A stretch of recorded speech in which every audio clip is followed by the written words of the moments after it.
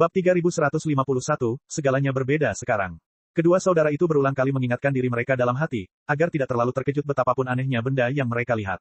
Sebab, mereka tahu, para ahli teratas peradaban manusia pasti telah banyak menimba ilmu dari peninggalan zaman purba itu.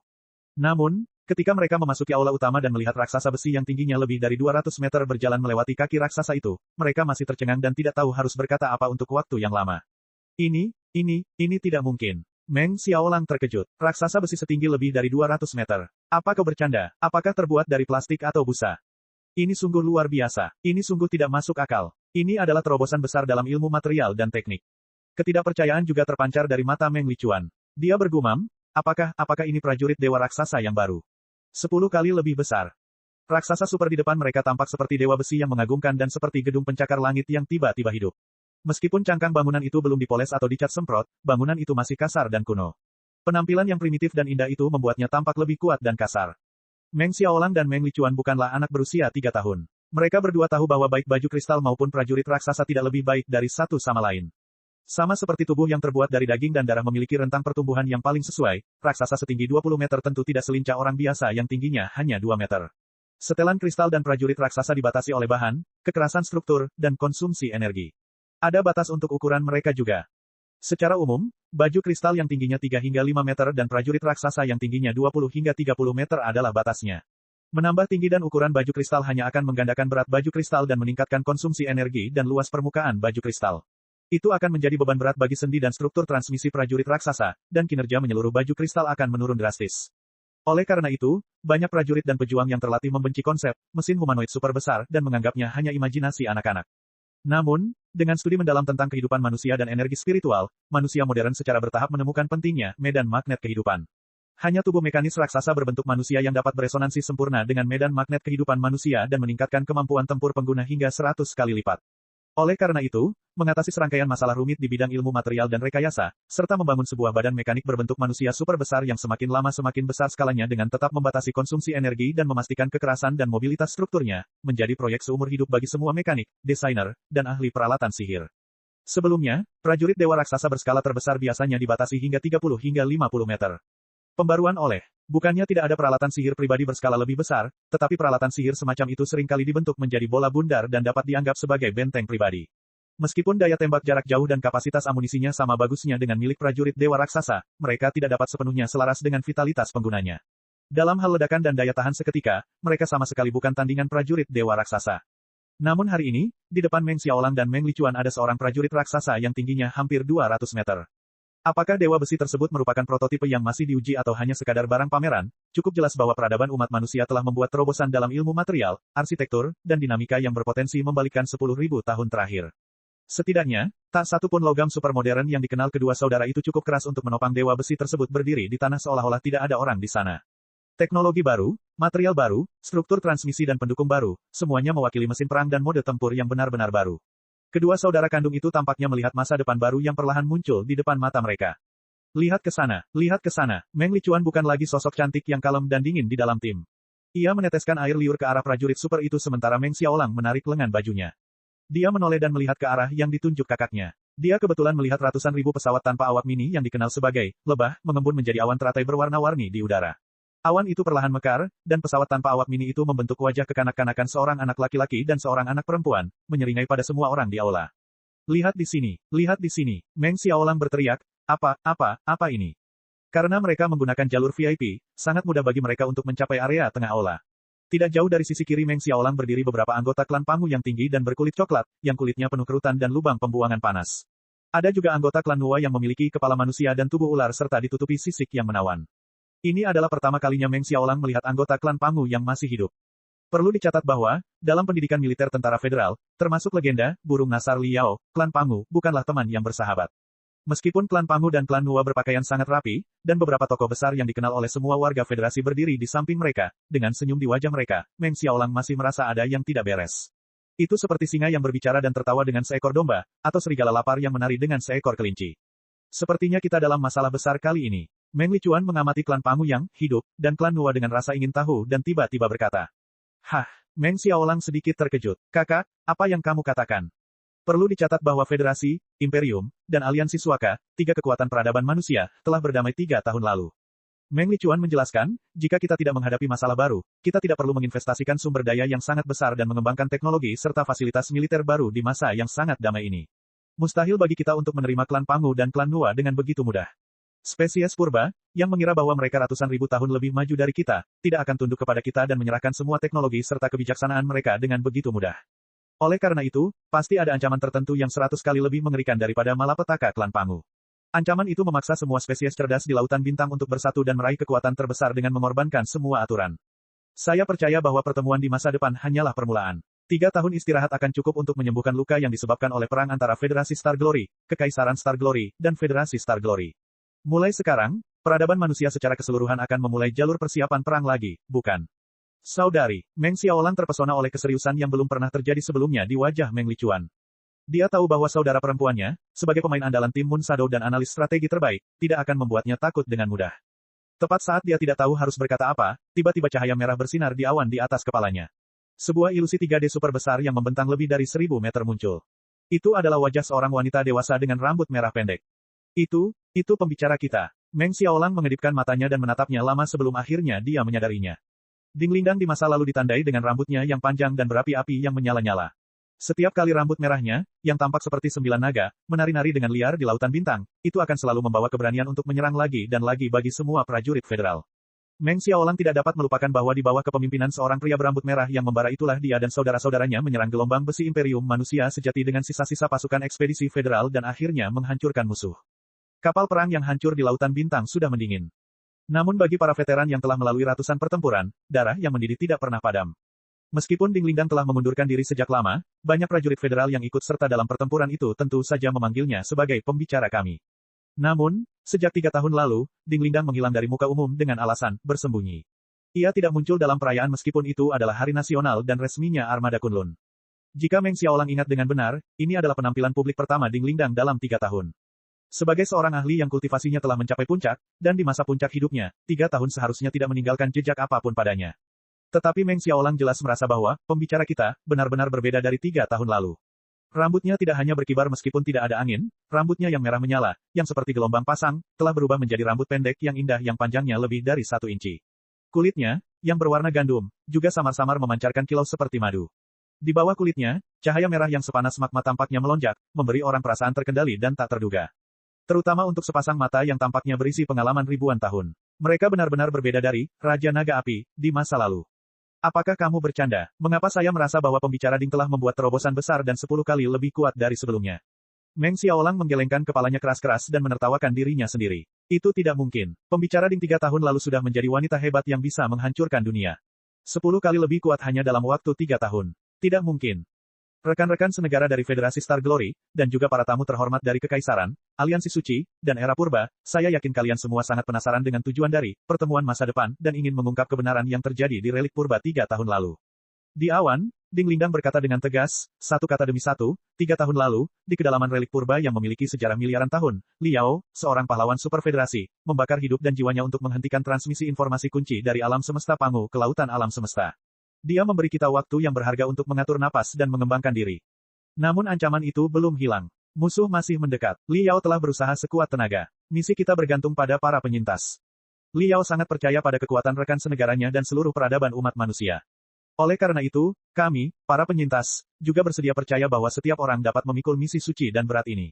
Dalam pertemuan masa depan ini, kami akan berusaha sebaik mungkin untuk mempublikasikan semua informasi yang telah kami kumpulkan selama 3 tahun terakhir kepada seluruh umat manusia. Kami juga berharap bahwa setiap orang, setiap anggota peradaban umat manusia, termasuk semua makhluk cerdas berbasis karbon yang menghargai kehendak bebas, dapat berjuang berdampingan sampai akhir seperti Liao. Betapapun gelapnya alam semesta, akan selalu ada harapan selama kita dapat memancarkan cahaya dan panas kita sendiri. Kekuatan musuh berada di luar imajinasi kita, tetapi potensi dan kecepatan pertumbuhan kita juga jauh di luar imajinasi terliar kita. Sekarang, sebelum kita mengungkapkan kecerdasan, peradaban purba, dan peradaban supranatural, kepada seluruh umat manusia, mari kita tunjukkan kekuatan terbaru kita terlebih dahulu. Bab 3152, Ding Lingdang vs Long Yangjun. Di Federasi Star Glory, pertarungan adalah segalanya. Apa yang lebih menarik perhatian dan meningkatkan moral daripada pertandingan arena yang brilian? Sebelum informasi tentang Float Tide, peradaban tubuh super, dipublikasikan, penting untuk membuka jalan bagi semua manusia agar menyadari bahwa, meskipun musuh kuat, mereka tidak sepenuhnya tidak berdaya. Itulah tujuan utama dari pertemuan masa depan. Kompetisi duel super, kompetisi terbesar dan paling profesional dalam sejarah peradaban manusia, adalah bagian terpenting dari kompetisi tersebut. 16 arena khusus disusun berderet di langit Glorious Sunlight Group. Ribuan ahli super, yang setidaknya berada di puncak Naschen Soul Stage, akan bertarung satu sama lain untuk memperebutkan gelar 10 terkuat di alam semesta Pangu, setelah kematian Liao. Mereka yang memenuhi syarat untuk berpartisipasi dalam pertandingan puncak adalah monster berbentuk manusia dan benteng perang berjalan. Dengan kemampuan tempur mereka yang tak tertandingi, mereka dapat menghancurkan Floating Spear City dengan mudah saat mereka mengamuk, belum lagi markas besar Glorious Sunlight Group. Oleh karena itu, arena tersebut sebenarnya tidak melayang di langit kota, melainkan, ke-16 pecahan dunia dihubungkan ke lipatan ruang di atas Floating Spear City secara paksa dengan teknologi terkini yang digali dari relik purba. Kemudian, mereka akan menunjukkan kepada penonton pengalaman nyata dengan teknologi 3D dan Great Illusionary Land. Selain untuk tujuan propaganda dan peningkatan moral, acara ini juga menjadi ajang pertemuan para petinggi ketiga kekuatan, termasuk para penyintas zaman purba, guna membahas langkah selanjutnya dari rencana mereka. Meskipun sebagian besar pakar teratas peradaban manusia telah tinggal di relik purba selama 3 tahun terakhir dan memiliki banyak kesempatan untuk saling dekat, bagian dalam menara setelah dibuka dan ditingkatkan sangat luas. Faktanya, itu bukan menara biasa, melainkan stasiun transfer ke planet-planet yang tak terhitung jumlahnya yang tersembunyi di dinding hitam. Selama seseorang menemukan rute yang cocok, mereka akan langsung diteleportasi ke planet tertentu. Beberapa planet memiliki gas spiritual yang melimpah, beberapa sangat berbahaya, dan beberapa penuh dengan jebakan tak terduga, binatang buas, dan harta karun rahasia. Mustahil untuk menjelajahi setiap planet dengan jelas bahkan jika jumlah orangnya ratusan kali lebih banyak, apalagi ribuan ahli. Bersama dengan sisa-sisa dan harta karun rahasia yang ditinggalkan oleh 100 peradaban pionir, salah satu di antaranya mengandung misteri tak berujung yang tidak akan pernah dapat dipecahkan oleh para penggarap atau peneliti manapun. Dapat dikatakan dengan pasti bahwa, selama 3 tahun terakhir, setiap pakar dan peneliti papan atas yang telah menjelajahi peninggalan kuno telah terkunci dalam keadaan terasing, di mana mereka tidak punya waktu untuk disia-siakan. Mereka memiliki kesempatan dan petualangan mereka sendiri dan terlalu sibuk berlatih untuk mengganggu orang lain. Baru pada pertemuan masa depan hari ini, atau lebih tepatnya, kompetisi duel super, mereka mulai memeriksa hasil pelatihan dan penelitian mereka selama 3 tahun. Hasil pertandingan akan menentukan alokasi sumber daya pelatihan dan misi eksplorasi serta perubahan di antara pasukan utama, termasuk kondisi untuk pembaruan perjanjian damai. Tidak ada cara lain, meskipun Federasi Star Glory, dan Federasi Star Glory bersatu melawan musuh bersama, mustahil bagi mereka untuk benar-benar dekat satu sama lain. Ada kerjasama dan persaingan di antara mereka. Pada akhirnya, semakin kuat tinju seseorang, semakin berpengaruh pula orang tersebut. Mungkin itu kebiasaan buruk manusia, tetapi itu juga pesona unik peradaban manusia. Di arena pertama, di dunia gurun yang tampak biasa, Ding Lingdang melayang di udara dengan tenang dan menatap lawannya. Lawannya, Long Yangjun, di sisi lain, meringis kesakitan, seolah-olah dia akan menyerah karena sakit perut. Daftar nama pertandingan di arena pertarungan super itu acak. Tak seorang pun menduga bahwa Ding Lingdang dan Long Yangjun, dua favorit panas dari 10 ahli teratas Pangu Universe, akan, secara kebetulan, bertemu satu sama lain di babak pertama. Namun Long Yangjun selalu merasa bahwa mungkin ada semacam rencana di balik layar. Tuan pembicara telah mengubah rambutnya. Sambil mengusap perutnya, Long Yangjun menertawakan Ding Lingdang. Kudengar kau berlatih dengan gila-gilaan di sektor asal surga. Kau tidak hanya mempelajari semua pengetahuan tentang peradaban Inferno, yang terkenal karena keberaniannya di antara para pelopor, tetapi kau juga menghabiskan 1 tahun penuh di sebuah planet yang sangat dekat dengan bintang dan sebagian besarnya adalah magma. Kau telah memahami arti dari makna sejati dari fundamentalis tubuh, yaitu membongkar kapal antariksa, prajurit raksasa, benteng bintang, pangkalan militer, dan yang lainnya tanpa menggunakan peralatan sihir apapun. Wow, itu luar biasa. Baiklah. Aku mengaku kalah, oke. Aku tidak tergabung dalam organisasi manapun sejak awal. Aku sama sekali tidak tertarik dengan pembagian keuntungan antara federasi, imperium, atau aliansi suaka. Aku di sini hanya untuk mengisi kepalaku. Aku tidak menyangka kau akan dipilih di babak pertama. Baiklah, aku menerima penyerahanmu. Ding Lingdang menganggukkan kepalanya dan berkata kepada Long Yangjun, yang sangat gembira, namun, dalam budaya perang di peradaban api mengamuk, bahkan musuh yang telah menyerah harus diledakkan secara brutal. Itu adalah rasa hormat dan penegasan terbesar bagi mereka yang telah menyerah. Apakah kamu serius? Senyum Long Yangjun tersungging di wajahnya. Dia tercengang. Saya tidak tahu bagaimana saya menyinggung ketua parlemen. Mengapa dia harus menyiksa saya, merusak saya, dan menyiksa saya? Saya merasa sangat dirugikan. Benarkah begitu? Ding Lingdang berkata dengan santai, mungkin kau tidak tahu apa-apa tentang hal-hal lain, tetapi kudengar kau sangat dekat dengan orang-orang purba yang masih hidup selama 2 tahun terakhir. Kau mampu bekerja sama dengan klan Pangu dan klan Nua dan menjalankan proyek penelitianmu sendiri secara rahasia. Bahkan, kau telah mengumpulkan dan menganalisis setengah dari 8 buku dalam legenda. Di mana 4 lainnya? Apa, ada hal seperti itu? Mata Long Yangjun terbuka lebar, dengan ekspresi polos di wajahnya. Saya tidak tahu apapun tentang buku penobatan ilahi. Bukankah itu bom asap yang dilepaskan kaisar tertinggi bertahun-tahun yang lalu? Memang ada hal seperti itu. Oh, berita yang sangat mengejutkan. Jika saya tahu, saya akan melaporkannya ke Komite Pengembangan Terpadu Reruntuhan Kuno. Tidak masalah. Ding Lingdang tersenyum tipis, apakah kamu sudah mengolah kitab segel ilahi atau belum? Aku akan mengetahuinya setelah aku mencobanya. Dia baru saja menyelesaikan kalimatnya ketika sesuatu yang tidak dapat dipercaya terjadi. Rambut pendek Ding Lindang yang indah tiba-tiba mengembang seperti ledakan besar dan mencapai bahunya.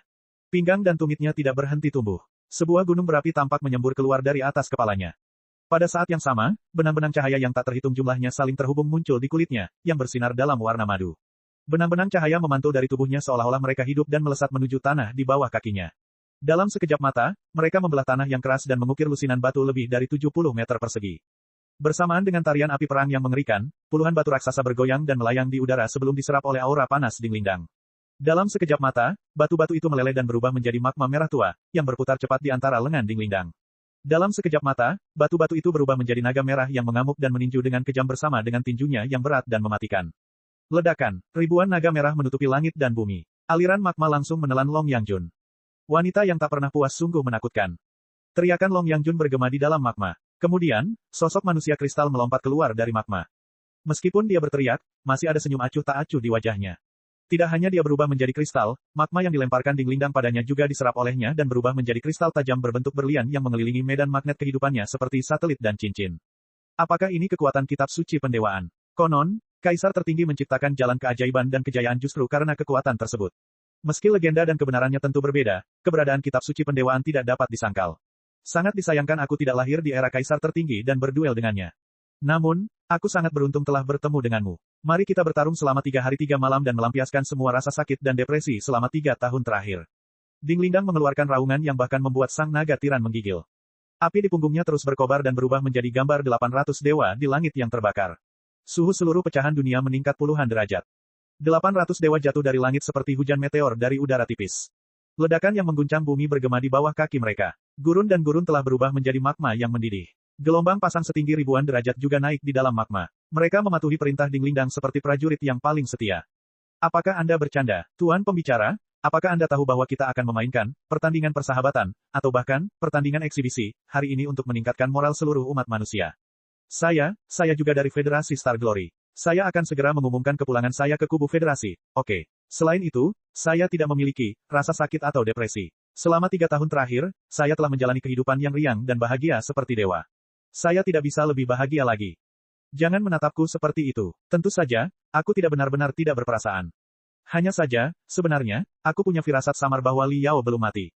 Sungguh, seperti kata pepatah, orang baik tidak berumur panjang, pahlawan hidup selama ribuan tahun. Bagaimana mungkin pahlawan sejati dan orang baik seperti Li Yao mati begitu mudah, kan? Lagi pula, tidak ada yang melihat tubuhnya. Oke, fragmen selnya memang telah ditemukan, tetapi setidaknya tidak ada bukti bahwa jiwanya telah musnah. Kita harus yakin dengan vitalitasnya. Bahkan kecoa dapat hidup selama ratusan juta tahun. Mengapa, burung nasar Li Yao, tidak bisa melakukan hal yang sama, kan? Pokoknya, jangan mendekat lagi. Kalau kau mendekat lagi, aku benar-benar akan berteriak minta tolong. Hakim, di mana hakimnya? Aku ingin menyerah. Aku ingin menyerah. Bagaimana aku bisa keluar dari arena jelek ini? Tolong, tolong. Long Yangjun berteriak dan melarikan diri. Bab 3153, Kemampuan Berbeda. Sementara Ding Lindang dan Long Yangjun bertarung, pertandingan gemilang terjadi di 15 arena lainnya. Di lingkaran kedua, ribuan ronem ini dipadatkan menjadi bentuk seorang gadis super besar. Sinar mistis menutupi tubuhnya seperti air yang mengalir. Dalam cahaya terang yang berkilauan, dia tersenyum damai. Sambil memiringkan kepalanya, dia mengamati lawannya dengan rasa ingin tahu. Lawannya juga tidak memiliki tubuh dari daging dan darah. Data jiwanya yang menakutkan dibawa oleh boneka spiritual tua yang berkarat. Boneka yang tampak sopan itu tampaknya telah berguling-guling di lumpur. Tidak hanya roda gigi dan bantalannya yang dipenuhi debu, tunas hijau juga tumbuh dari persendiannya. Tidak seorang pun dapat mengatakan apakah dia adalah mesin yang dingin atau rumah rumput yang hangat. Tuan Raja Tinju, Wen Wen berkata dengan heran, kupikir kau akan muncul di versi terbaru, Super Metropolis. Aku tidak tahu kau telah menjadi begitu alami dan harmonis. Tampaknya latihanmu selama 3 tahun terakhir telah membawamu ke tingkat yang sama sekali baru.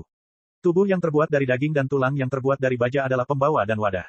Selama informasi kehidupan mereka terbakar, apa bedanya boneka-boneka kuno yang berkarat dan Iron City yang super besar yang dipersenjatai penuh?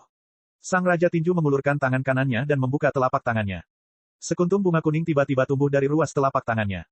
Ia menatap bunga itu, dengan kelembutan yang jelas terpancar dari matanya. Ia berkata dengan suara rendah, aku telah menghancurkan banyak kota dan membantai ribuan musuh. Namun sensasi kehancuran dan pembantaian tidak ada apa-apanya dibandingkan dengan perasaan menyentuh saat aku menemukan bunga tumbuh dari telapak tanganku. Apakah bunga itu terlihat bagus? Bagus sekali. Wen Wen mengangguk dan bertanya dengan rasa ingin tahu, Tuan Raja Tinju, bagaimana Anda melatih diri selama 3 tahun terakhir? Tampaknya setiap orang telah menemukan peluang dan petualangan mereka sendiri di menara jalur surga dan dinding hitam. Apa petualangan Anda? Saya tidak mengalami petualangan apapun, bahkan tidak berlatih. Saya hanya bepergian ke berbagai planet dan memodifikasi lingkungan di sana, mencoba menanam bunga dan tanaman di lingkungan yang paling keras. Raja Tinju berhenti sejenak. Cahaya kamera kristalnya menjadi lebih lembut saat dia berkata, aku berjanji pada seorang teman bahwa aku akan membantunya menanam daun emas di seluruh alam semesta. Meskipun daun emas adalah tanaman yang tahan terhadap dingin, kekeringan, dan radiasi serta memiliki vitalitas yang sangat kuat, tetap saja bukan tugas yang mudah untuk membiarkan varian yang berbeda, menyebarkannya di planet-planet dengan lingkungan yang berbeda, dan mempromosikan serta menyeimbangkannya dengan ekosistem lokal. Pembaruan butuh waktu 3 tahun dan setiap detik untuk menanam lebih dari 10 planet. Saya telah berguling-guling di lahan pertanian dan hutan setiap hari. Saya tidak menginginkan pelatihan apapun. Bukan hanya aku, anak muda. Kudengar kau juga menolak untuk menjelajahi dan berlatih di relik purba. Kenapa? Bukankah ada cukup banyak prosesor kristal dan teknologi spiritual Nexus dari peradaban pelopor di relik purba yang dapat memberikan pencerahan besar bagi kehidupan informasi seperti dirimu? Selain itu, separuh lainnya, dari peradaban Pangu dan prosesor kristal mainframe dari sektor asal surga adalah harta rahasia yang tak ada habisnya bagi bentuk kehidupan informasi. Bukankah saudaramu, Little Ming, berendam di dalamnya dan menyerap misteri dengan gila-gilaan? Dikatakan bahwa dia akan melampaui Fuxi. Kenapa kau tidak bersamanya? Karena aku punya hal yang lebih penting untuk dilakukan. Dengan senyum manis, Li Yao menjawab tanpa sedikit pun penyesalan, aliansi Santuari tidak dapat hidup tanpa mainframe. Saya harus memikul tanggung jawab yang ditinggalkan oleh setengah dari Fuxi, dan membantu semua orang di aliansi Santuari membangun kembali masyarakat dan peradaban mereka. Seperti yang Anda ketahui, 3 tahun lalu, sistem sosial seluruh aliansi Santuari berada di ambang kehancuran. Banyak planet berada dalam keadaan kelaparan dan kerusuhan. Jika kita mengabaikannya, miliaran orang akan terbunuh setiap saat. Mereka yang selamat akan berubah menjadi monster cacat mental. Menghadapi kekacauan dan ketidakteraturan di setiap planet, saya tidak bisa menutup mata. Begitukah? Raja Tinju mengangguk. Aku tahu kau telah mengelola aliansi suci dengan baik. Bangsa yang pernah jatuh ke jurang kehancuran telah berjuang untuk merangkak keluar dan berjalan di jalur yang benar lagi. Tidak, itu jauh dari cukup baik. Wen Wen menggelengkan kepalanya dan berkata, jalan menuju masa depan masih panjang. Informasi super, jaringan dalam, peradaban baru tempat manusia dan mesin berinteraksi setiap detik. Seperti apa sebenarnya bentuknya? Bagaimana kita bisa menghindari pengulangan kesalahan, Fuxi, dan peradaban tubuh super? Kita juga telah memeras otak kita. Ya, jalan menuju masa depan terlalu panjang. Bahkan jika Anda dan saya memiliki kemampuan komputasi yang luar biasa, kita tidak dapat menghitung setiap langkah di masa depan, bahkan detik berikutnya. Sang juara tinju tersenyum dan berkata, namun, justru karena kita tidak dapat menghitung, maka kita adalah hidup. Kita benar-benar hidup, bukan? Wen Wen juga tertawa. Tuan Raja Tinju, apakah kita masih perlu bertarung? Wen Wen bertanya dengan hormat, selama 3 tahun terakhir, aku belum menyerap informasi apapun tentang pertempuran. Seperti yang kau tahu, data intiku lebih terfokus pada manajemen dan operasi. Aku tidak tertarik pada eksplorasi atau penaklukan. Mungkin, Little Ming adalah lawan yang paling cocok untukmu.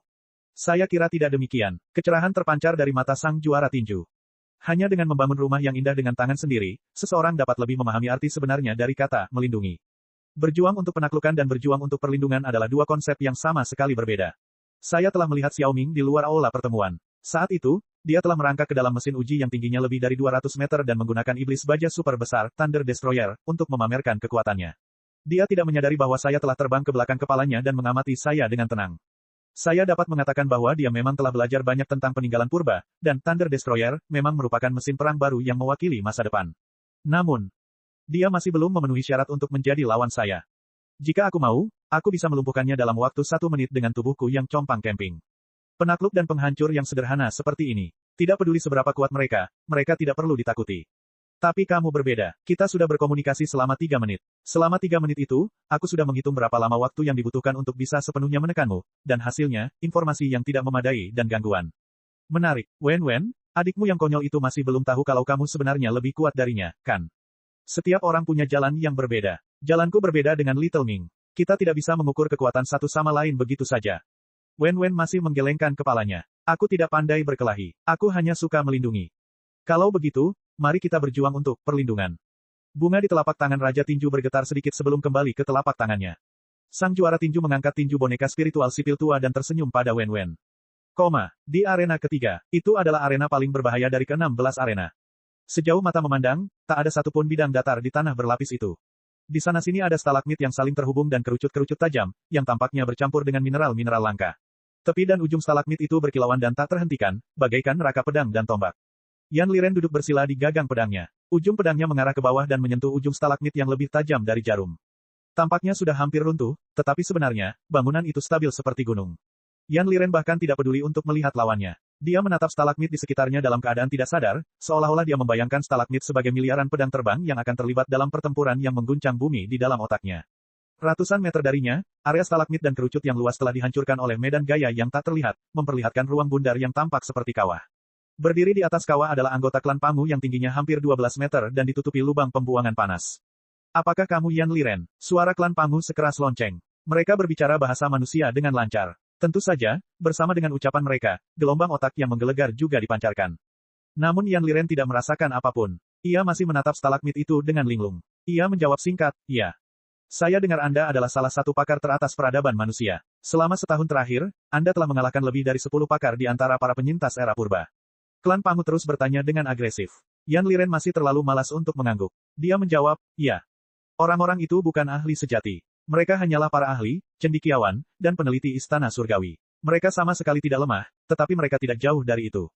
Klan Pangu mengangkat kepala mereka dan berkata dengan santai, tapi, Obliteration, berbeda. Aku dilahirkan untuk menjadi seorang pejuang.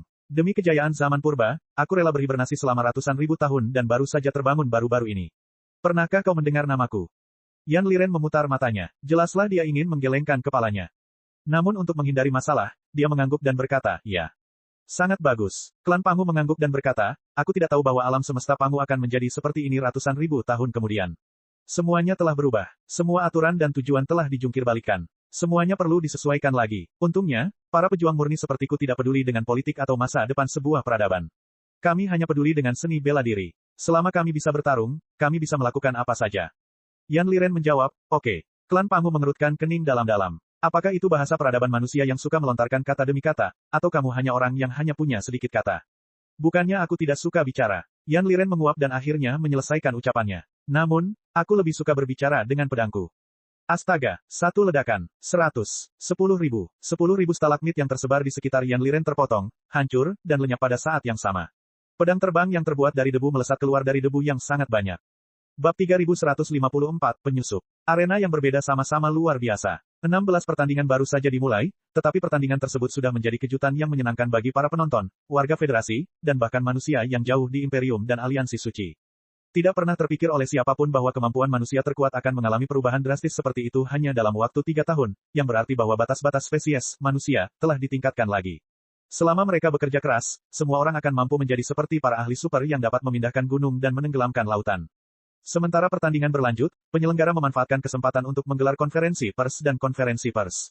Satu persatu teknologi mutakhir yang revolusioner, termasuk legenda kuno peradaban pionir dan peradaban purba, tersebar di antara penonton dan jaringan, meletakkan dasar yang kokoh untuk pemaparan terakhir peradaban tubuh super, banjir. Selama 7 hari dan 7 malam berikutnya, manusia tenggelam dalam gelombang pasang. Pandangan dunia mereka hancur dan berubah bentuk berkali-kali. Bahkan warga yang paling bodoh dan paling acuh tak acuh pun menyadari bahwa era angin kencang dan guntur yang belum pernah terjadi sebelumnya telah dimulai. Mulai sekarang, mau atau tidak, orang-orang yang telah mengintai di alam semesta Pangu selama miliaran tahun akan melanjutkan misi era purba dan berbaris ke lautan multisemesta untuk menghadapi apa yang telah mereka hadapi selama ini. Pertemuan selanjutnya masih berlangsung. Terlalu banyak hal yang perlu didiskusikan dan diumumkan. Kongres yang mengumpulkan kebijaksanaan, kekuatan, dan harapan umat manusia baru akan berakhir beberapa bulan kemudian. Meski sudah tengah malam, markas besar Glorious Sunlight Group masih tampak terang benderang. Beberapa pertandingan persahabatan penting dan pertandingan eksibisi mesin perang baru masih berlangsung di berbagai tempat. Di luar aula, 2 wanita berjalan perlahan satu demi satu di sebuah taman kecil. Sudah lama sejak Ding Lingdang dan Jin Xinyu, 2 pesaing dalam hubungan yang rumit yang merupakan musuh sekaligus teman, berkumpul bersama dan menikmati kedamaian dan ketenangan. Ding Lingdang tiba-tiba berhenti. Di depannya, di tengah taman, berdiri patung Liao. Ini adalah markas besar Glorious Sunlight Group. Sebagai pendiri grup dan pahlawan Super Federasi, souvenir yang berhubungan dengan Liao ada di mana-mana di tempat ini. Ding Lingdang menatap patung itu lama sekali. Jin Xinyu mengerutkan kening, tetapi dia tidak berani mengganggu tatapan Ding Lingdang. Ding Lingdang menatapnya lama sekali, matanya agak merah. Tiba-tiba, dia tertawa dan menggelengkan kepalanya. Tidak, kapan Liao pernah bersikap begitu benar dan serius? Jin Xinyu agak lega. Ia berkata, benar sekali. Saat kamu berada di federasi, kamu selalu riang dan bahagia. Bahkan saat kamu menghadapi masalah terbesar, kamu hampir tidak pernah merasa sedih. Aku yakin kamu tidak ingin dirimu sendiri atau orang-orang di sekitarmu bersedih. Akan lebih baik jika kita menghadapi masalah terbesar dengan bahagia. Ya, aku tahu. Ding Lingdang menatap patung yang tidak mirip Liao itu untuk waktu yang lama. Akhirnya, dia tidak bisa menahan diri untuk tidak mengulurkan tangan dan menyingkirkan dedaunan kering dan bunga-bunga yang jatuh di bahu patung itu. Dia berkata, sebenarnya, aku tidak punya alasan untuk bersedih. Berdasarkan petualanganku yang melelahkan bersama Liao dan intensitas latihan kami dengan membakar jiwa kami berulang kali, kami berdua bisa saja terbunuh kapan saja. Kami sudah sangat beruntung bisa hidup dan sehat selama ini dan bisa tetap bersama di saat-saat terakhir. Tidakkah kau berpikir begitu, Xinyu? Jin Xinyu membuka mulutnya, tetapi dia tidak tahu harus berkata apa. Tentu saja, dia tidak bisa mengatakan hal-hal seperti, iya, istri guru, Anda sudah sangat beruntung masih hidup dan sehat saat ini. Selama 3 tahun terakhir, aku perlahan menerima kenyataan bahwa Liao telah binasa. Namun, ketika aku bertarung melawan Long Yangjun, wanita yang penuh kebencian, dia berkata bahwa Liao mungkin belum mati. Ding Lingdang ragu sejenak sebelum melanjutkan, pembicara mungkin tidak bermaksud demikian, tetapi pendengarnya akan melakukannya. Xinyu, jangan menertawakan imajinasiku. Apakah menurutmu tuanmu masih hidup? Dengan baik, Jin Xinyu memiringkan kepalanya dan berpikir lama. Kemudian dia berkata dengan hati-hati, sebenarnya, tidak ada yang melihat bahwa guru benar-benar mati. Hanya ada 2 hal yang dilihat dan disimpulkan semua orang. Pertama, guru memasuki jembatan pelangi, sebuah susunan teleportasi super. Tubuh dan jiwanya terisi penuh dan dikirim keluar dari alam semesta Pangu. Tujuannya mungkin adalah pusat gelombang banjir, bumi. Kedua, untuk menjaga informasi tentang alam semesta Pangu dari musuh, guru memilih untuk meledakkan jiwanya sendiri dan menghapus semua informasi tentang dirinya dan kapal perang gelombang banjir. Semua informasi diatur ulang ke nol. Namun, dapatkah informasi benar-benar dihapus dan dikembalikan ke nol? Yayasan Bulan Gelap, serta Departemen Pedang Rahasia, sering mencari prosesor kristal target mereka saat mereka mengumpulkan informasi. Seringkali, saat mereka merasa menjadi target, mereka akan menghancurkan semua informasi yang tersimpan dalam prosesor kristal terlebih dahulu. Namun, bagi para ahli prosesor kristal, mereka akan meninggalkan jejak kemanapun mereka pergi. Informasi apapun yang pernah ada di masa lalu tidak akan pernah bisa dihancurkan sepenuhnya atau dihapus. Untuk memulihkan informasi, mereka hanya perlu bertanya, waktu, teknologi, dan harga. Sedangkan untuk situasi guru, secara umum, ketika seorang kultivator meledakkan jiwanya, tentu saja dia lebih mati daripada paku pintu. Namun ada pengecualian. Misalnya, Lu Qingchen selama pertempuran terakhir melawan klan Fuxi. Iblis besar itu mempertaruhkan jiwanya sendiri, berharap Fuxi akan menghentikan penghancuran dirinya dan memperbaiki sebagian pecahan jiwanya. Pada akhirnya, dia memenangkan pertaruhan itu. Ketika Anda meledakkan jiwa Anda, Master, kebetulan saat itu jembatan pelangi berfungsi penuh dan teleportasi super diaktifkan. Apakah Anda memulai teleportasi hanya setelah Anda meledakkan jiwa Anda, atau apakah beberapa pecahan jiwa dikirim sehingga penghancuran diri tidak selesai? Saya tidak tahu. Yang berarti, mata Ding Lingdang berbinar-binar. Kau juga berpikir bahwa tuanmu mungkin masih hidup. Aku benar-benar tidak tahu. Aku bahkan tidak tahu apakah aku harus berharap bahwa guru masih hidup atau tidak.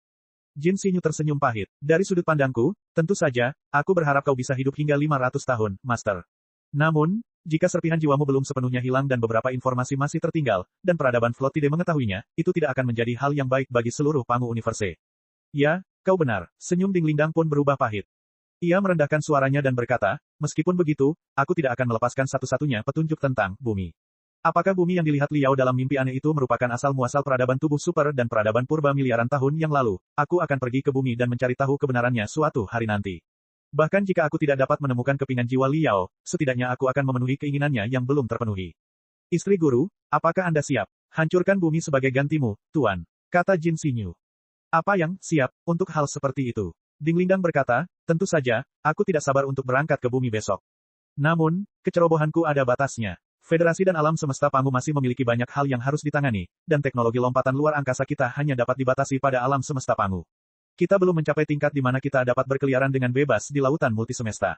Jalan di depan kita lambat. Aku khawatir kita tidak dapat berangkat tanpa kerja keras selama 3 hingga 500 tahun. 3 hingga 500 tahun. Sayangnya, 3 hingga 500 tahun. Jari-jari Ding Lingdang mengencang lalu mengendur. Jin Xinyu hendak menyampaikan beberapa patah kata penghiburan, ketika alarm yang keras tiba-tiba bergema di sekitar, tidak, di dalam dan di luar kantor pusat Glorious Sunlight Group. Ding Lingdang dan Jin Xinyu sama-sama pejabat tinggi federasi. Tentu saja, mereka tahu apa arti peringatan itu. Dilihat dari ritme dan intensitasnya, itu adalah peringatan intensitas tertinggi dari serangan udara, yang menunjukkan bahwa musuh tak dikenal dengan reaksi berenergi tinggi telah menerobos lingkaran pertahanan sektor asal surga dan mendekati atmosfer. Armada pertahanan sektor asal surga di orbit rendah bumi tidak dapat menahannya sama sekali. Namun, bagaimana itu mungkin? Ding Lingdang dan Jin Xinyu saling berpandangan dengan kaget. Mustahil bagi musuh manapun untuk menyerang sektor asal surga saat ini, setidaknya tidak di alam semesta Pangu. Meskipun, pertemuan masa depan, diadakan di kantor pusat Glorious Sunlight Group, itu hanyalah sekadar peringatan untuk Liao, yang telah meninggal 3 tahun lalu. Bahkan dengan ukuran dan kemampuan Glorious Sunlight Group, terlalu berlebihan jika mengadakan pertemuan yang akan menentukan masa depan peradaban umat manusia. Pertemuan tersebut diselenggarakan bersama oleh pimpinan Star Glory Federation, Imperium of True Human Beings, dan Holy Accord Alliance. Selain semua hal lainnya, kedatangan Kaisar dan Ibu Suri Imperium of True Human Beings di ibu kota Star Glory Federation untuk pertama kalinya, bersama dengan kedatangan pemimpin misterius Sanctuary, sudah lebih dari cukup bagi mereka untuk membawa pasukan mereka sendiri, dan Federasi harus mengerahkan lebih banyak elit untuk menjaga dan memperingatkan mereka. Yang ditampilkan dalam pertemuan di masa mendatang adalah pencapaian mutakhir yang telah dicapai oleh peradaban manusia dalam 3 tahun terakhir, 500 ahli teratas dari 3 kekuatan utama, serta klan Pangu dan klan Nuwa yang kuat, semuanya hadir di sini. Saat ini, sektor asal surga secara harfiah adalah hutan para ahli dan badai prajurit. Ada banyak senjata hebat sebanyak bulu sapi. Mesin perang terhebat dapat ditemukan di mana-mana. Bahkan pertahanan orbit rendah bumi telah dipercayakan kepada armada Burning Prairie dan armada Kunlun. Armada Burning Prairie dan armada Kunlun adalah armada antariksa yang dapat melintasi ribuan zona antariksa dan bertempur sendiri selama 3 hingga 5 tahun untuk melindungi sebuah planet kecil. Bahkan planet ibu kota Federasi akan terlalu boros. Dengan pertahanan yang ketat seperti itu, bagaimana musuh bisa menyelinap ke bagian dalam cincin orbit tanpa membuat siapapun khawatir? Apa sebenarnya yang dilakukan kedua armada Prairie Fire dan Kunlun? Ding Lingdang dan Jin Sinyu tanpa sadar mengangkat kepala mereka dan menatap langit malam yang misterius. Di langit malam, bintang biru tua berkilauan seperti bunga anggrek yang sedang mekar. Bab 3155, Utusan. Orbit sektor asal surga, dikelilingi oleh armada Burning Prairie, armada Kunlun, dan armada terbaru dari Star Ocean Imperium dan Sanctuary Alliance, kristal biru kecil itu mendekati atmosfer ibu kota Federasi dengan tidak tergesa-gesa. Dibandingkan dengan binatang baja tak terkalahkan yang mendominasi lautan bintang, kristal biru itu seperti bunga kecil yang dapat dengan mudah dihancurkan. Namun, hanya dalam waktu 5 menit, hal itu telah menarik perhatian semua pemimpin dan pakar di planet ini. Federasi, Kekaisaran, dan Aliansi Suaka, serta para penyintas era purba, semuanya terfokus padanya. Keringat dingin muncul di dahi banyak jenderal dan marsekal yang membawa pasukan berat dan dapat menembakkan sejuta meriam secara bersamaan setiap saat. Asap putih menyembur keluar dari tenggorokan mereka, dan kemerahan hampir menenggelamkan mata mereka. Aneh, kristal biru yang tampak polos itu terlalu aneh. Pertama-tama, tidak ada yang tahu bagaimana penampakannya. Untuk memastikan keamanan, pertemuan masa depan, zona luar angkasa di pinggiran sektor asal surga dipenuhi dengan kamera kristal dan peralatan sihir pemindai energi spiritual. Bahkan meteoroid pun tidak diizinkan masuk, belum lagi kristal biru yang ciri-cirinya begitu jelas sehingga kecerahan dan riaknya tidak tersembunyi sama sekali. Lalu, apakah dia diteleportasi melalui lompatan angkasa lewat celah di ruang 4 dimensi? Mustahil pula bahwa armada Burning Prairie, armada Kunlun, pangkalan satelit sektor asal surga, atau observatorium astronomi di darat tidak mendeteksi riak ruang angkasa yang tidak normal atau tanda-tanda lahirnya lubang cacing buatan manusia. Itu muncul begitu saja entah dari mana di tengah cincin pertahanan orbital dan atmosfer. Bahkan kedua armada itu gagal menemukannya selama 3 menit. Baru setelah mengirim 2 gelombang ke armada Burning Prairie dan armada Kunlun, kedua armada itu terkejut dan waspada. Tidak seorang pun tahu apa itu, apa yang diinginkannya, dan apakah itu baik atau buruk. Tentu saja, tidak ada yang berani menyerangnya terlebih dahulu. Namun, Prairie Fire dan armada Kunlun telah mengirimkan sejumlah kapal teknik dan kapal survei untuk merebutnya, atau setidaknya mengendalikannya dengan medan gaya interferensi. Namun, tidak peduli seberapa keras mereka mencoba meningkatkan kekuatan medan gaya interferensi atau berapa banyak ahli yang mereka kirim untuk melakukan teknik manipulasi jarak jauh, mereka tidak dapat mengubah lintasan dan kecepatan kristal biru tersebut. Kristal tersebut tampaknya kebal terhadap semua medan gaya interferensi dan sinar mistis. Pada akhirnya, komandan yang ditempatkan di daerah itu mengambil keputusan dan memerintahkan sebuah kapal teknik untuk memblokir rute kristal biru tersebut. Namun, pendekatan yang gegabah tersebut gagal menghentikan musuh. Musuh tersebut tampaknya tidak memiliki tubuh yang nyata sama sekali, atau lebih tepatnya, tubuh aslinya berada di dimensi yang berbeda. Itu hanyalah proyeksi yang tiba di alam semesta Pangu dan melewati kapal teknik tersebut. Ding Lingdang, Li Jialing, Long Yangjun, Raja Tinju, Wen Wen, Lei Chenhu, Boss Bai, para pemimpin dari ketiga pasukan tiba di pusat komando sementara di Kunlun dengan pesawat ulang-alik. Kristal biru itu hanya berjarak 1 langkah dari atmosfer. Tampaknya memiliki kesadaran yang jernih dan tingkat kebijaksanaan yang tinggi. Ketika ia menemukan bahwa para ahli terkuat dari peradaban manusia telah datang ke sisinya, ia benar-benar berhenti dan melayang di atas atmosfer dengan tenang, mekar dengan cemerlang seperti bunga anggrek. Apa sebenarnya itu? Bagaimana benda itu bisa melewati garis pertahanan dan muncul di atas atmosfer sektor asal surga tanpa membuat siapapun khawatir? Apakah itu material atau energi? Bagaimana benda itu bisa kebal terhadap medan gaya interferensi kita dan menembus pesawat antariksa tanpa mengalami kerusakan sama sekali? Apa yang sebenarnya terjadi? Sejak pertempuran yang jatuh di peninggalan kuno 3 tahun lalu, para ahli teratas peradaban manusia telah hidup dalam ketakutan. Ketidaktahuan tidak relevan. Sebelumnya, pemahaman mereka tentang pembuatan tembok hitam, ras purba, dan gelombang banjir masih kabur. Mereka mengira bahwa hal terburuk yang bisa terjadi adalah mereka akan mati. Namun setelah 3 tahun penjelajahan dan penelitian, saat pemahaman mereka semakin dalam, ketakutan dan keputusasaan telah menghantui mereka dari waktu ke waktu. Semua orang tahu dengan jelas bahwa, tidak peduli seberapa besar lompatan yang mereka buat dalam 3 tahun terakhir, jika gelombang banjir tiba pada saat ini, bukan saja peradaban manusia tidak akan mampu menahannya, akan sulit bagi mereka untuk mati dengan bahagia. Oleh karena itu, bahkan Ding Lingdang, yang merupakan pahlawan wanita yang tak kenal takut, merasa cemas dan serius saat melihat kristal biru misterius itu. Sementara semua orang berbicara dan merasa tersesat, kristal biru itu tiba-tiba menghilang. Apa? Suara napas terengah-engah segera bergema di dalam kokpit Kunlun. Mata semua ahli tampak seperti sedang menembakkan peluru. Halo, semuanya. Tidak perlu gugup. Saya kembali. Sebelum mereka menelan seteguk terakhir udara dingin, sebuah suara tipis, lembut, dan nampaknya malu datang dari belakang mereka. Walaupun kedengarannya seperti suara wanita lembut dan tidak membawa gelombang spiritual atau serangan mental, itu sudah cukup untuk membuat rambut semua ahli berdiri tegak. Ding Lingdang menoleh ke belakang dan mendapati bahwa ada orang lain di balik kerumunan yang tercengang itu. Seseorang yang, meskipun familiar, seharusnya tidak muncul di tempat ini. Itu bahkan tidak bisa disebut orang, melainkan hantu.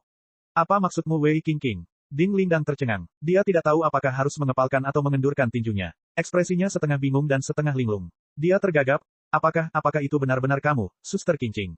Para ahli dan Ding Lingdang berbalik pada saat yang sama. Banyak dari mereka berasal dari Federasi Star Glory, dan mereka yang telah berhubungan dan berpartisipasi dalam rencana Tinder mengenali gadis muda yang muncul begitu saja. Dia adalah Wei Qingqing, burung biru kecil yang mengenakan gaun biru muda, dengan bintik-bintik yang tersebar di wajahnya dan bunga anggrek yang mekar diikat kepalanya, dan tampak lembut sekaligus keras kepala.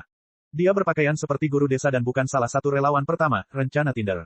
Tapi bagaimana itu mungkin? Ngomong-ngomong soal itu, Wei Qingqing juga merupakan salah satu pemandu terpenting bagi Vulture Liao, pahlawan Super Federasi.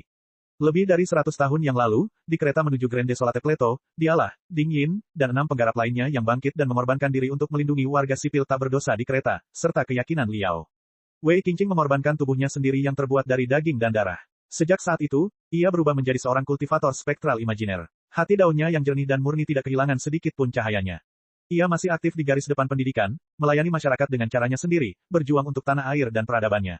100 tahun kemudian, Profesor Mo Xuan dan Lu Qingchen mendorong rencana Tinder, berharap menemukan sukarelawan untuk pergi ke akhir waktu dan ruang dan menyebarkan Tinder peradaban manusia sehingga mereka bisa menjadi profesor peradaban baru miliaran tahun kemudian. Ketika Wei Qingqing mengetahui masalah tersebut, dia segera memutuskan untuk berpartisipasi dan menuntut untuk menjadi sukarelawan pertama.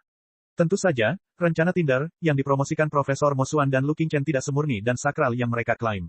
Mereka juga memiliki tujuan lain. Namun, Wei Qingqing hanya dimanipulasi oleh mereka berdua dan sama sekali tidak mengetahui rencana mereka. Dia terlalu fokus pada rencana Tinder untuk disamakan dengan Mo Xuan dan Lu Qingchen. Setelah kematian Mo Xuan, pelarian Lu Qingchen, dan kegagalan rencana hantu, di bawah desakan Wei Qingqing, Gui Sishu, dan para kultivator lainnya, rencana Tinder masih dilaksanakan dalam skala yang lebih kecil.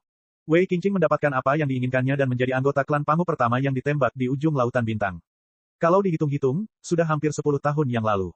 Saat itu, pesawat antariksa kecil yang membawa jiwa Wei Qingqing telah melompat dan melayang tanpa tujuan di lautan bintang dengan teknologi yang sudah ketinggalan zaman. Secara logika, seharusnya tidak dapat terbang terlalu jauh, apalagi melewati tembok hitam. Apakah karena kesalahan teknis sehingga Wei Qingqing bangun lebih awal dan melarikan diri kembali ke kampung halamannya, tidak sanggup menanggung kesepian dalam perjalanan panjang? Namun, itu tidak benar. Wei Qingqing adalah seorang kultivator spektral, atau lebih tepatnya, anggota klan roh. Dia telah kehilangan tubuh daging dan darahnya 100 tahun yang lalu. Satu-satunya yang tersisa adalah medan magnet kehidupan yang samar-samar, tetapi guru perempuan di depannya memiliki tubuh yang hangat. Ding Lingdang hanya berjarak 1 langkah dari Wei Qingqing. Dia bisa dengan jelas merasakan aliran panas yang keluar dari tubuh Wei Qingqing. Dia bisa dengan jelas melihat pergerakan setiap helai rambut di tubuh pihak lain. Dia bahkan bisa merasakan vitalitas cahaya dan panas yang berkembang dari setiap sel tubuh pihak lain. Itu adalah tubuh yang sangat muda yang tampak seperti bayi. Jika Ding Lingdang bisa melakukan kesalahan seperti itu, 3 tahun terakhir, tidak, 100 tahun pelatihannya akan sia-sia. Namun, jika musuhnya adalah manusia yang terbuat dari daging dan darah, pertanyaan baru muncul. Bagaimana dia bisa menyelinap ke kokpit Kunlun melalui garis pertahanan yang paling sulit ditembus setidaknya 30 hingga 50 kali dengan pakaian seorang guru desa? Dia bahkan mengenakan sepasang sandal plastik murahan, jenis yang akan mengeluarkan suara, papa, saat dia berjalan. Namun, apakah itu Ding Lingdang atau Long Yangjun? Apakah itu Li Jialing atau Boss Bai? Apakah itu juara tinju atau Yan Liren? Tidak ada yang menemukannya kecuali dia sendiri yang berbicara. Kakak Qingqing. Sambil menarik napas dalam-dalam, Ding Lingdang mengulangi pertanyaan yang diajukan oleh dirinya dan orang lain. Apakah kamu benar-benar Wei Qingqing, seorang relawan, rencana Tinder, dari Federasi Star Glory? Tentu saja, saya Wei Qingqing, seorang relawan perusahaan Pyro. Wei Qingqing tersenyum. Senyumnya tetap keras kepala dan tenang seperti 100 tahun yang lalu, tetapi ada sesuatu yang lain di kedalaman matanya. Tetapi sekarang, aku memiliki identitas baru, aku adalah seorang utusan.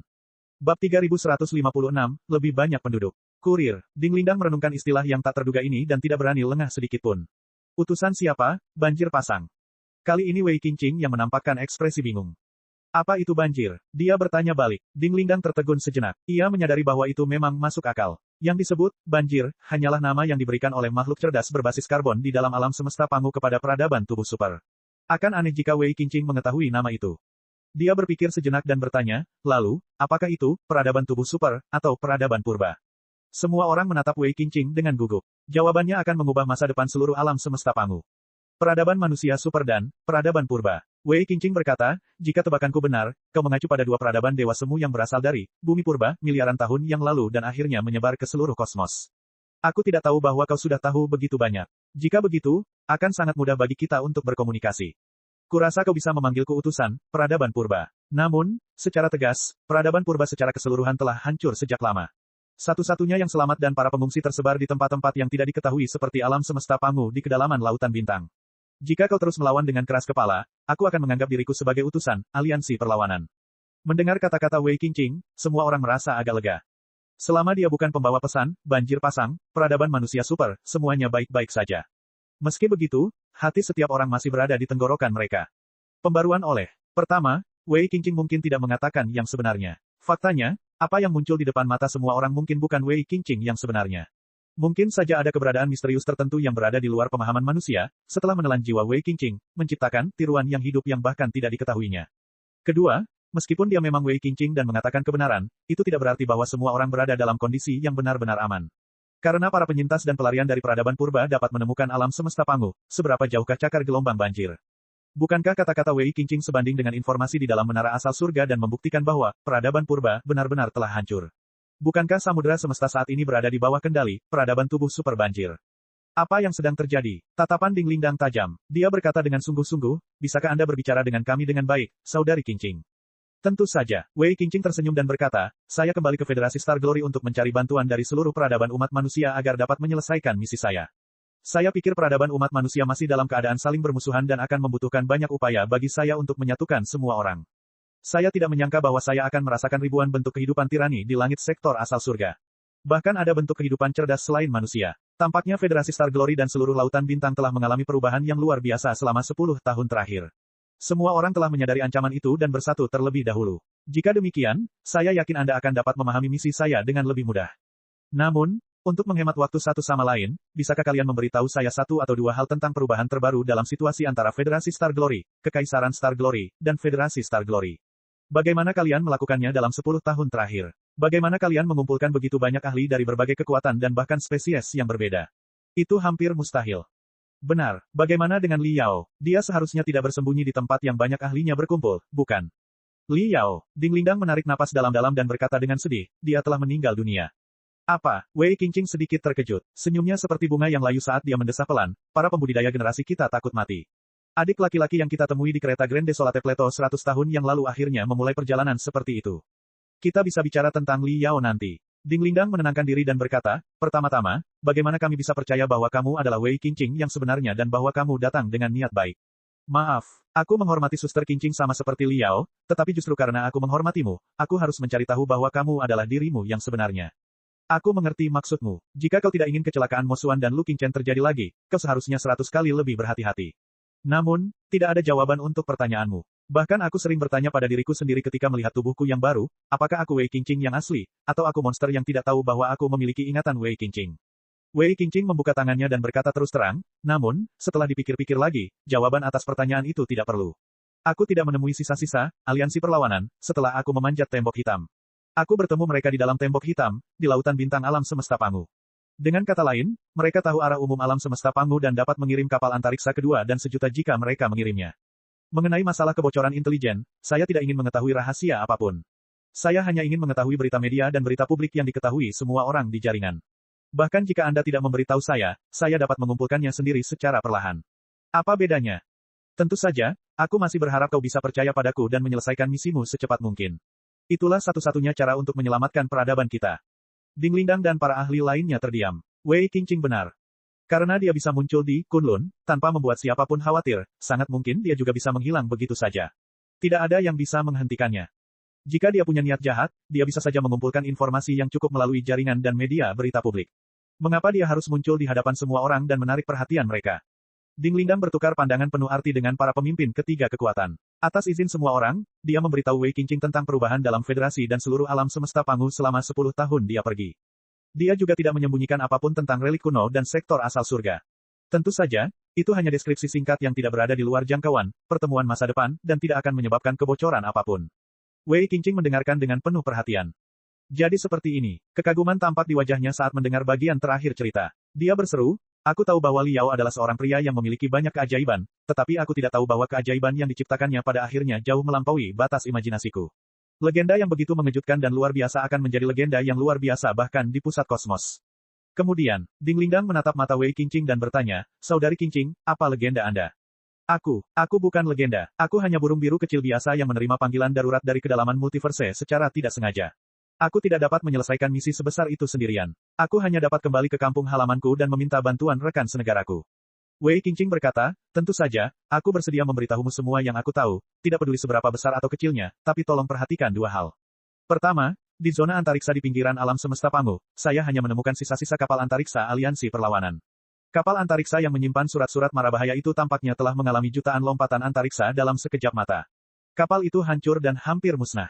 Saya hanya memperoleh sebagian informasinya, yang secara harfiah adalah setetes air dalam ember, dan tidak dapat menggambarkan semuanya dengan jelas. Kedua, termasuk saya sendiri, peradaban manusia di alam semesta Pangu jauh dari peradaban tingkat dewa semu, seperti peradaban purba dan peradaban entitas super. Mencoba mencari tahu bentuk kehidupan dan struktur sosial peradaban tingkat dewa semu dengan kebijaksanaan dan pemikiran kita, termasuk metode dan tujuan mereka, seperti orang buta yang meraba-raba seekor gajah. Semakin banyak saya berbicara, semakin banyak kesalahan yang saya buat, dan semakin saya menuntun Anda ke jalan yang salah. Contoh lain, kita seperti ikan yang bahkan tidak punya mata di kedalaman laut. Kita mengandalkan sampah yang jatuh dari permukaan laut untuk membayangkan bentuk dan tujuan peradaban manusia di daratan, bagaimana kita bisa membayangkannya. Oleh karena itu, kata-kata saya hanya sebagai referensi. Jawaban akhirnya tetap bergantung pada kita semua. Saya mengerti, bukankah saat ini kita sedang mengembara di kegelapan malam, tersandung dan mencari jawaban yang samar-samar. Ding Lingdang berkata, meskipun Suster Qingqing hanya dapat memberi kita senter yang lemah, paling tidak, senter itu dapat menerangi jalan dalam radius beberapa meter dan memberitahu kita arah mana yang harus kita tuju. Ini sudah cukup. Silakan mulai, Suster Qingqing. Baiklah, Wei Qingqing merenung sejenak dan berkata, ada begitu banyak hal yang tidak saya ketahui dari mana harus memulainya. Mari kita katakan seperti ini. Kita semua tahu bahwa miliaran tahun yang lalu, di sebuah planet bernama Bumi, peradaban pertama umat manusia lahir.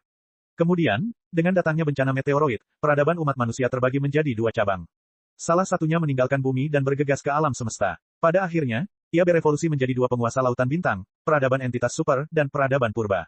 Pada akhirnya, peradaban purba dikalahkan dalam perang yang besar, panjang, dan kejam. Namun, kegagalan tidak sama dengan kehancuran total. Peradaban super dan peradaban purba keduanya adalah peradaban semi-dewa dengan skala yang tak terbayangkan. Tentakel mereka telah meluas hingga miliaran bintang. Meskipun perang yang berlarut-larut berlangsung selama 100 juta tahun, tidak aman untuk mengatakan bahwa semua anggota ras purba telah dimusnahkan. Seolah-olah kita adalah keturunan dari cabang tertentu dari ras purba. Situasi seperti itu mirip dengan persaingan bertahan hidup antara Neandertal dan Homo sapiens di bumi pada tahun-tahun awal. Perang antara kedua belah pihak berlangsung puluhan ribu tahun, kadang-kadang bahkan ratusan ribu tahun. Seringkali, Neandertal di satu tempat telah punah oleh Homo sapiens. Namun, Neandertal di tempat lain masih berkembang dan bahkan mengembangkan peradaban dalam berbagai bentuk. Tidak ada cara lain. Lautan multisemesta terlalu luas. Di banyak tempat, bahkan ruang dan waktu telah kehilangan maknanya. Bahkan jika peradaban tubuh super sekuat banjir yang dahsyat, mustahil baginya untuk menyapu setiap bintang dalam waktu miliaran tahun.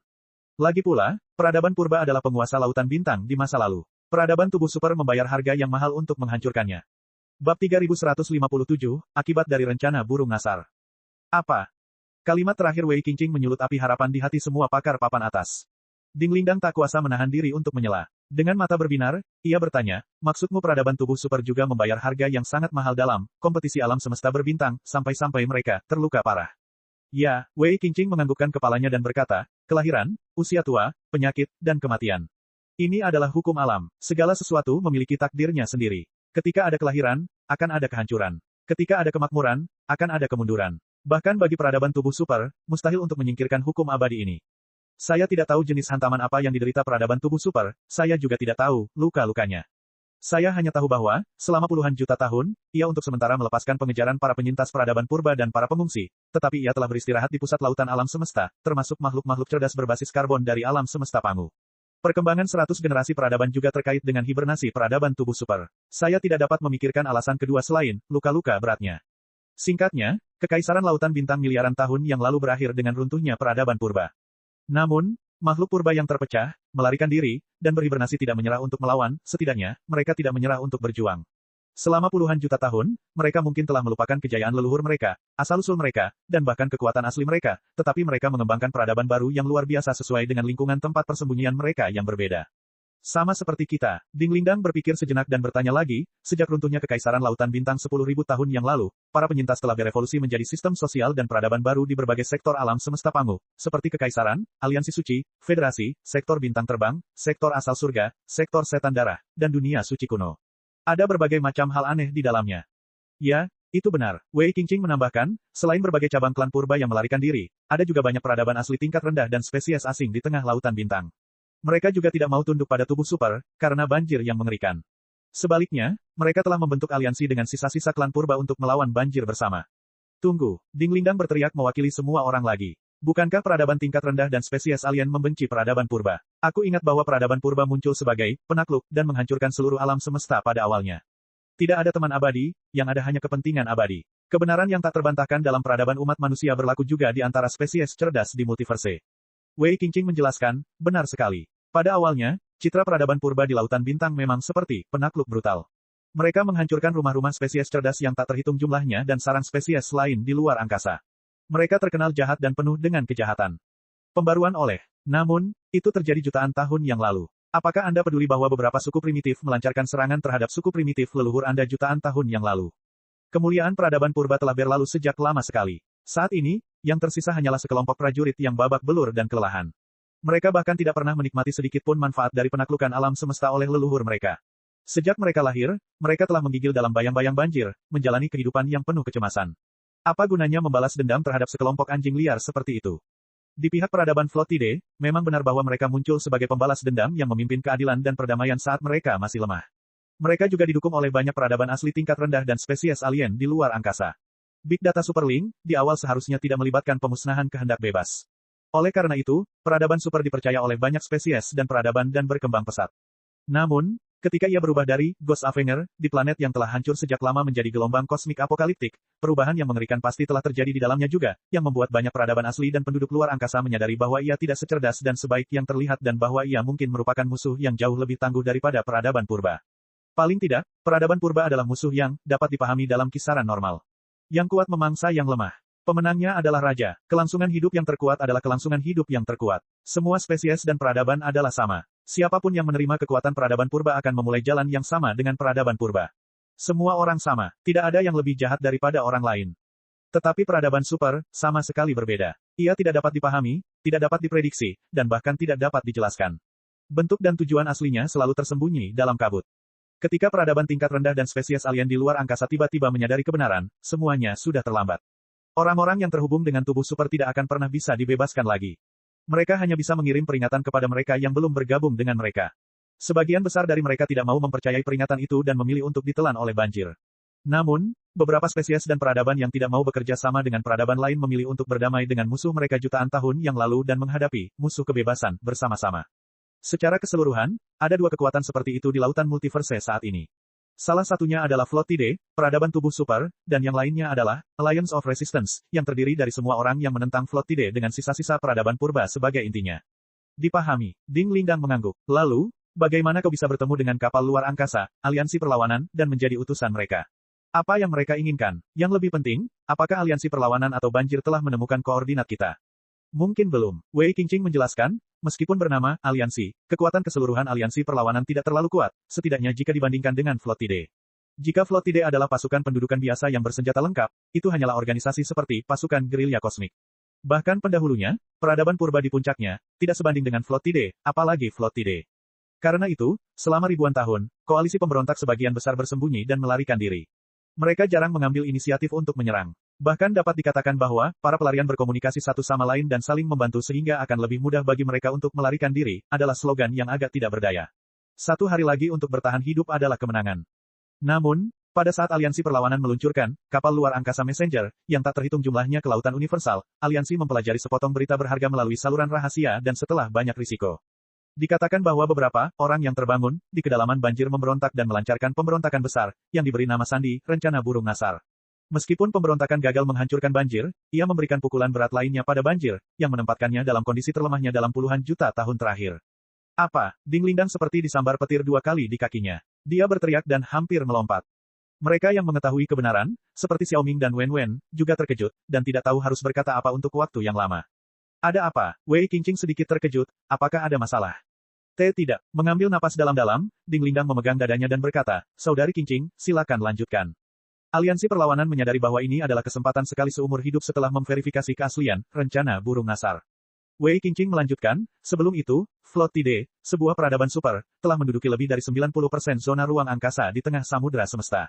Anjing-anjing liar dari aliansi perlawanan bersembunyi di mana-mana. Ruang hidup mereka semakin mengecil. Mustahil bagi mereka untuk mengembangkan peradaban tingkat yang lebih tinggi. Oleh karena itu, mereka bangkit kembali dan melawan Float Tide sampai mati. Mari kita hancurkan saat ia sedang terpuruk. Jika kita tidak dapat mengalahkannya saat gelombang pasang surut, kita tidak akan pernah dapat mengalahkannya dan kehilangan semua harapan. Oleh karena itu, setelah puluhan juta tahun mengasingkan diri, koalisi pemberontak mengerahkan segenap kekuatan mereka untuk mempersiapkan pertempuran terakhir melawan banjir. Sebagai bagian dari perang terakhir, koalisi pemberontak mengirim kapal antariksa utusan yang tak terhitung jumlahnya ke tempat-tempat terpencil dan tak berpenghuni di multiverse. Mereka tidak punya tujuan dalam pikiran. Itu seperti siaran untuk seluruh alam semesta, menyerukan semua spesies dan peradaban yang mencintai kebebasan dan tidak jauh dari banjir, termasuk rekan-rekan mereka dari awal peradaban Yen, untuk bekerja sama melawan banjir. Selama puluhan juta tahun menghadapi banjir pasang, para pemberontak yang berjuang untuk bertahan hidup mengembangkan beberapa teknologi canggih yang bahkan tidak dimiliki oleh banjir pasang. Misalnya, teknologi anti-lipatan ruang angkasa, yang dapat melakukan jutaan lompatan ruang angkasa dalam waktu singkat. Tidak ada yang bisa dilakukan. Kecepatan para buronan selalu sedikit lebih tinggi daripada para pemburu, karena para pemburu selalu dapat memulai kembali setelah satu kali kegagalan, dan para buronan tidak akan pernah memiliki kesempatan kedua setelah satu kali kegagalan. Dengan menggunakan teknologi, anti-lipatan ruang angkasa, dan sumber daya berharga yang telah disimpan selama puluhan juta tahun, aliansi perlawanan menyiarkan siaran berskala besar ke tepi multiverse. Setelah puluhan juta lompatan ruang angkasa, salah satu kapal antariksa akhirnya memanjat dinding hitam dan mencapai Pangu Universe, di mana ia mendeteksi keberadaanku. Lompatan luar angkasa sangatlah sulit. Bahkan pesawat antariksa mutakhir yang dibangun oleh aliansi perlawanan rusak parah dan hampir hancur setelah puluhan juta lompatan luar angkasa. Mustahil untuk melakukan lompatan luar angkasa baru. Bahkan, utusan, di dalam pesawat antariksa terbunuh oleh badai 4 dimensi. Oleh karena itu, pembawa pesan memilih saya untuk menjadi utusan yang baru. Setelah saya mengetahui alasan dan konsekuensinya, saya pikir perlu untuk memberitahu rekan senegara saya bahwa itulah alasan saya kembali ke sektor asal surga. Bab 3158, Benteng Lubang Hitam. Ding Lingdang dan para ahli manusia lainnya merenung untuk waktu yang lama. Meskipun penjelasan Wei Qingqing masuk akal, masih banyak celah dan pertanyaan yang harus diklarifikasi. Lalu, apa yang bisa kita lakukan untuk aliansi perlawanan? Ding Lingdang mencoba bertanya, dilihat dari deskripsi Anda dan teknologi yang memungkinkan Anda menyatukan kembali tubuh asli Anda dengan Messenger Starship, meskipun mereka adalah sisa-sisa peradaban purba, teknologi dan tingkat peradaban mereka masih jauh lebih tinggi daripada kita. Ada kesenjangan besar antara kita dan perlawanan. Apakah kita benar-benar akan memainkan peran apapun dalam persaingan peradaban Dewa Semu? Bahkan sedotan ringan pun dapat meremukkan seekor unta pada saat kritis. Wei Qingqing berkata, jika perang antara dua peradaban Dewa Semu menemui jalan buntu, siapapun yang mendapat bantuan dari satu peradaban lagi atau bahkan satu kapal antariksa lagi mungkin dapat sepenuhnya membalikkan situasi. Kita tidak perlu meremehkan diri kita sendiri. Bagaimanapun, dalam hal asal-usul, kita semua adalah keturunan ras purba, dan kita semua adalah makhluk cerdas dari zaman kuno. Mengapa kita tidak bisa melakukan apa yang bisa dilakukan aliansi perlawanan? Bahkan jika kita benar-benar orang primitif, di zaman batu, otak orang-orang primitif pada dasarnya telah berkembang sepenuhnya. Setelah sejumlah pelatihan, bahkan jika kita tidak tahu cara membuat senjata, apa salahnya belajar menggunakan senjata paling canggih? Secara khusus, aliansi perlawanan telah memasang teknologi otomasi khusus pada setiap kapal induk, yaitu teknologi untuk membangun pendorong lipat anti angkasa. Dengan masukan sumber daya dan energi astronomi, kapal induk baru dapat diduplikasi dan trompet perang akan disiarkan. Dengan baik, Ding Lingdang berkedip. Kenapa? Apakah kamu masih belum mengerti? Wei Qingqing berkata, aliansi perlawanan sangat jelas bahwa multisemesta sangat luas, dan sebagian besar pengungsi dan penyintas bersembunyi di tempat-tempat yang paling terpencil. Sudah merupakan hal terbaik yang dapat kita lakukan jika ratusan kapal induk dapat menemukan sekelompok penyintas. Tidak mungkin menemukan semua korban selamat dengan kapal induk yang dibangun sendiri oleh aliansi penduduk. Hanya dengan bantuan para korban selamat itu sendiri, informasi penting dapat disebarkan ke setiap sudut samudera semesta. Jika Anda masih belum mengerti, Anda mungkin ingin berpikir tentang virus. Faktanya, di mata gelombang pasang, kita yang tidak patuh dan tidak mau bergabung dengan gelombang pasang itu seperti virus di alam semesta sejak awal. Tidak masalah jika sebuah kapal antariksa pembawa pesan dihancurkan. Selama ia menyebarkan teknologi untuk mereplikasi dirinya sendiri, ada kemungkinan 10 atau bahkan 100 kapal antariksa pembawa pesan akan tercipta dan membangunkan banyak orang yang telah jatuh ke dalam kebejatan, menyerukan agar semua orang melawannya. Jadi begitu, pembaruan oleh Ding Lingdang berpikir sejenak dan menyadari apa yang sedang terjadi. Dia berseru, aliansi perlawanan sama sekali tidak peduli dengan kebocoran informasi. Mereka benar-benar akan melawan banjir. Ya, aliansi perlawanan telah bersembunyi selama puluhan juta tahun. Semua jalan buntu. Tidak ada pilihan yang valid. Kita hanya bisa berbalik dan bertarung sampai mati. Wei Qingqing berkata, tidak masalah apakah informasinya bocor atau tidak, apakah beberapa kapal antariksa pembawa pesan ditangkap oleh gelombang pasang atau tidak, dan apakah teknologi aliansi perlawanan dianalisis atau tidak, karena aliansi perlawanan telah memutuskan untuk memusatkan semua kekuatan mereka dan menyerang gelombang pasang. Mereka hanya menginginkan lebih banyak bantuan dari aliansi sebelum serangan dimulai. Jadi, Ding Lindang berkata, sebenarnya, kamu bukan satu-satunya utusan. Apakah kamu berharap untuk mengubah semua orang di alam semesta Pangu menjadi utusan aliansi perlawanan? Ya, Wei Qingqing tidak membantahnya. Meskipun kapal luar angkasa messenger dari aliansi perlawanan menggunakan teknologi otomasi canggih dan dapat diperbaiki dan digandakan sendiri, tidak mungkin kapal-kapal itu dapat dibangun tanpa energi dan sumber daya yang cukup. Hanya dengan dukungan penuh dari Federasi, Imperium, dan Aliansi Sanctuary, kita dapat membangun 10 atau bahkan 100 kapal luar angkasa messenger.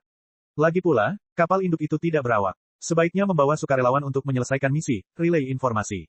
Jika kita benar-benar membangun lebih banyak kapal pembawa pesan, di mana kita akan menemukan lebih banyak sekutu. Ding Lindang bertanya, apakah mereka berlarian seperti lalat tanpa kepala? Berdasarkan pengalaman aliansi perlawanan di masa lalu, para penyintas bisa sangat terkonsentrasi.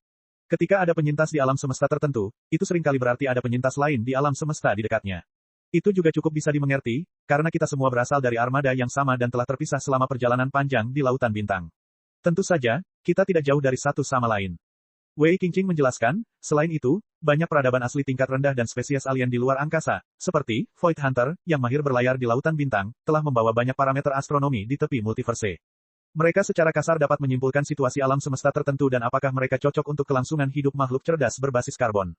Oleh karena itu, pencarian kapal antariksa utusan tidak sepenuhnya didasarkan pada keberuntungan.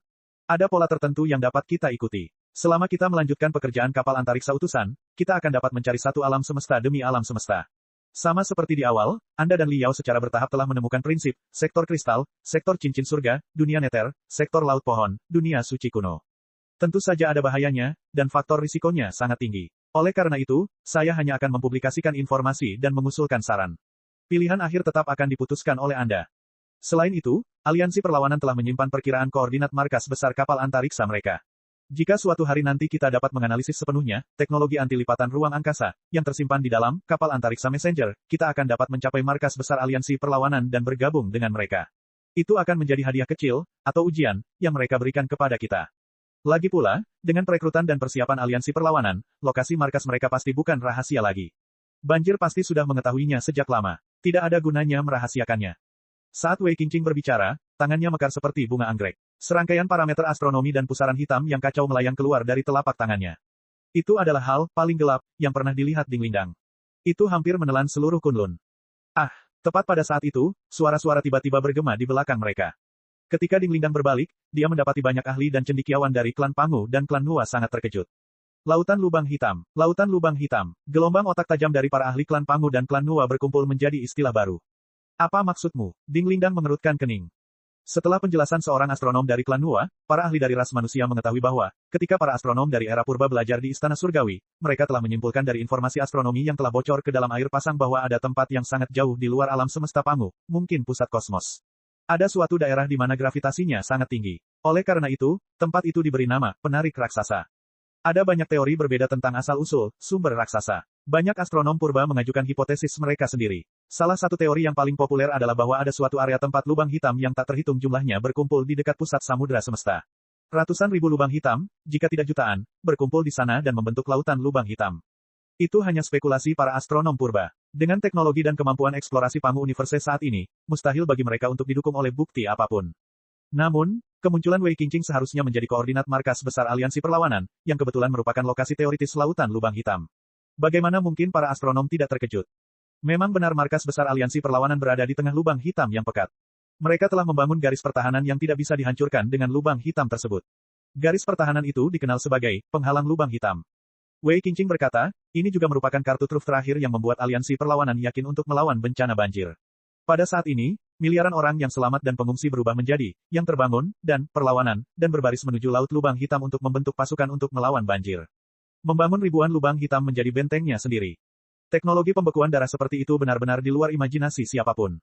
Sekalipun mereka telah menyaksikan banyak sekali teknologi canggih yang aneh dan tak masuk akal di peninggalan purbakala dan menara jalan surga selama 3 tahun terakhir, para pakar teratas umat manusia dan peradaban purba masih saling memandang dalam diam ketika mereka dihadapkan dengan teknik-teknik dari peradaban Dewa Semu.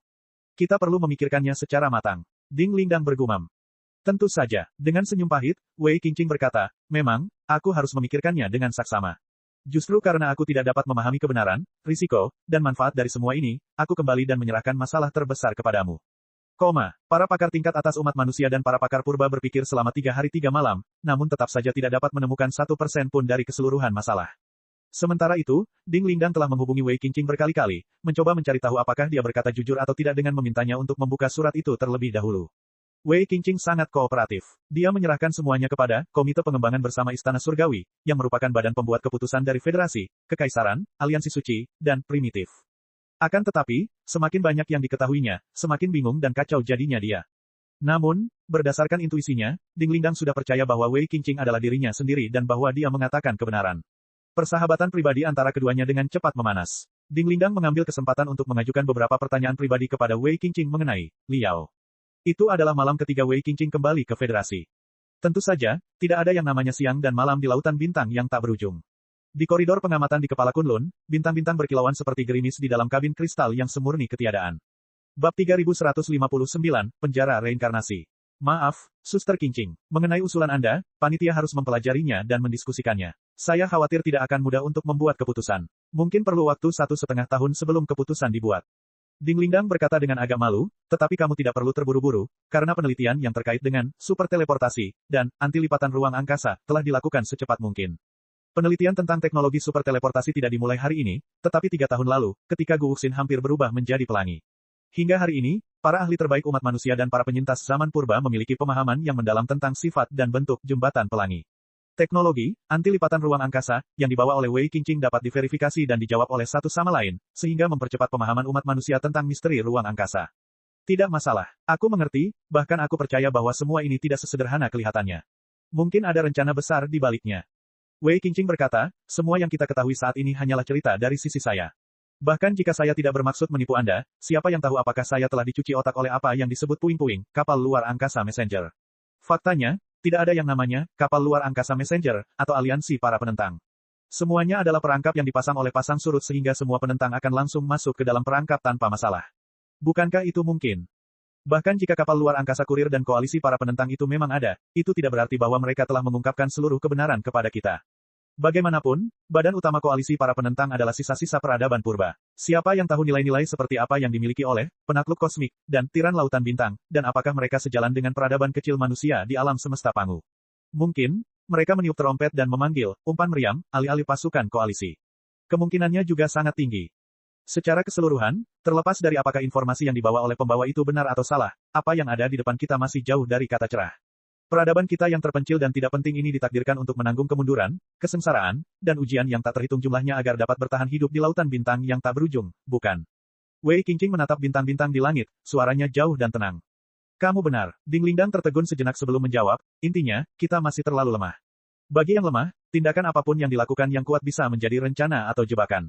Kita tidak punya pilihan sama sekali. Ya, sama seperti saat bumi hancur, 2 armada pengungsi yang lemah dan ketakutan meninggalkan planet induk satu demi satu dan menjadi penguasa lautan bintang. Wei Qingqing berkata, yang kuat berubah dari yang lemah. Jika peradaban manusia yang berasal dari bumi di masa lalu dapat melakukannya, mengapa kita, peradaban manusia dari alam semesta Pangu tidak bisa? Tidak masalah apakah itu rencana atau jebakan. Kami tahu bahwa ada harimau di pegunungan, tetapi kami tetap memilih untuk pergi ke sana. Ini adalah satu-satunya kesempatan kami. Kata-kata ini seharusnya keluar dari mulutmu, bukan dari mulutku. Ding Lingdang terdiam beberapa saat. Mari kita ganti topik. Aku punya beberapa pertanyaan untuk Suster Qingqing. Ding Lingdang ragu-ragu. Baiklah, Wei Qingqing tersenyum, apa yang ingin kamu ketahui? Tentang bumi, Ding Lingdang berkata, tentu saja, kita semua tahu bahwa bumi yang sebenarnya telah hancur miliaran tahun yang lalu. Namun, katakan padaku, dengan kemampuan, peradaban Dewa Semu, apakah mungkin untuk membangun bumi baru, termasuk penduduk bumi, yang tak terhitung jumlahnya dan bodoh, dan membiarkan mereka memerankan kembali perkembangan peradaban bumi yang lama? Jika intelijen yang diberikan oleh pembawa itu benar dan koalisi resistor dapat membangun benteng lubang hitam, dengan kekuatan miliaran lubang hitam, apa hebatnya membangun bumi lain? Wei Qingqing berkata, Pilih planet yang layak huni dengan ukuran dan ukuran yang sesuai, simulasikan lingkungan bumi purba melalui modifikasi atmosfer dan kerak bumi, lalu masukkan banyak penduduk bumi, yang ingatannya telah dibersihkan dan dirusak, atau yang lahir di laboratorium sejak awal, dan bangun 1 atau bahkan 100 bumi untuk menenangkan kerinduan mereka atau untuk mensimulasikan berbagai perubahan dalam sejarah. Tentu saja, ini sangat mungkin. Jika mereka bukan entitas di alam semesta 3 dimensi tetapi data rumit di dunia virtual, itu akan lebih sederhana. Saya percaya bahwa, dengan kemampuan teknologi peradaban pada tingkat dewa kuasi, bumi virtual, yang tak terhitung jumlahnya dan miliaran, bumi virtual, dapat diciptakan dalam sekejap, bukan? Kemudian, Ding Lingdang sedikit gugup. Menurut informasi yang Anda terima dari operator, pernahkah Anda mendengar tentang bumi yang bereplikasi, atau bumi virtual, di tengah banjir? Saya tidak tahu hal itu. Wei Qingqing berkata, tetapi saya diberitahu bahwa ada penjara yang sangat misterius dan mengerikan di kedalaman banjir tempat semua orang yang tidak mau tunduk pada banjir selama miliaran tahun dikurung.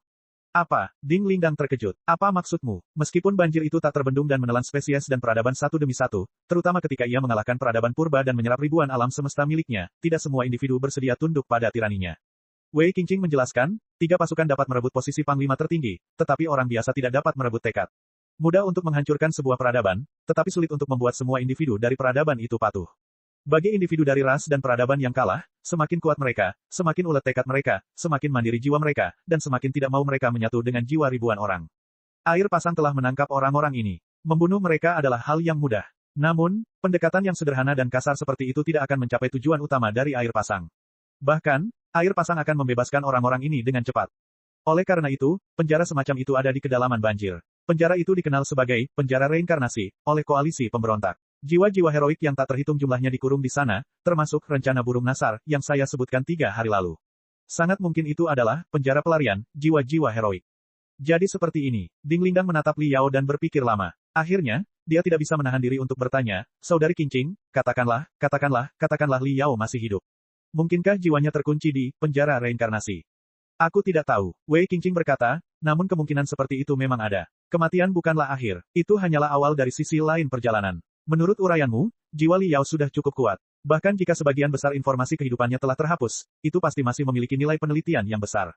Kemungkinannya adalah dia dikurung di penjara reinkarnasi. Jadi, kita masih punya peluang, meskipun hanya 1 dari sejuta, untuk menyelamatkan dan menghidupkannya kembali.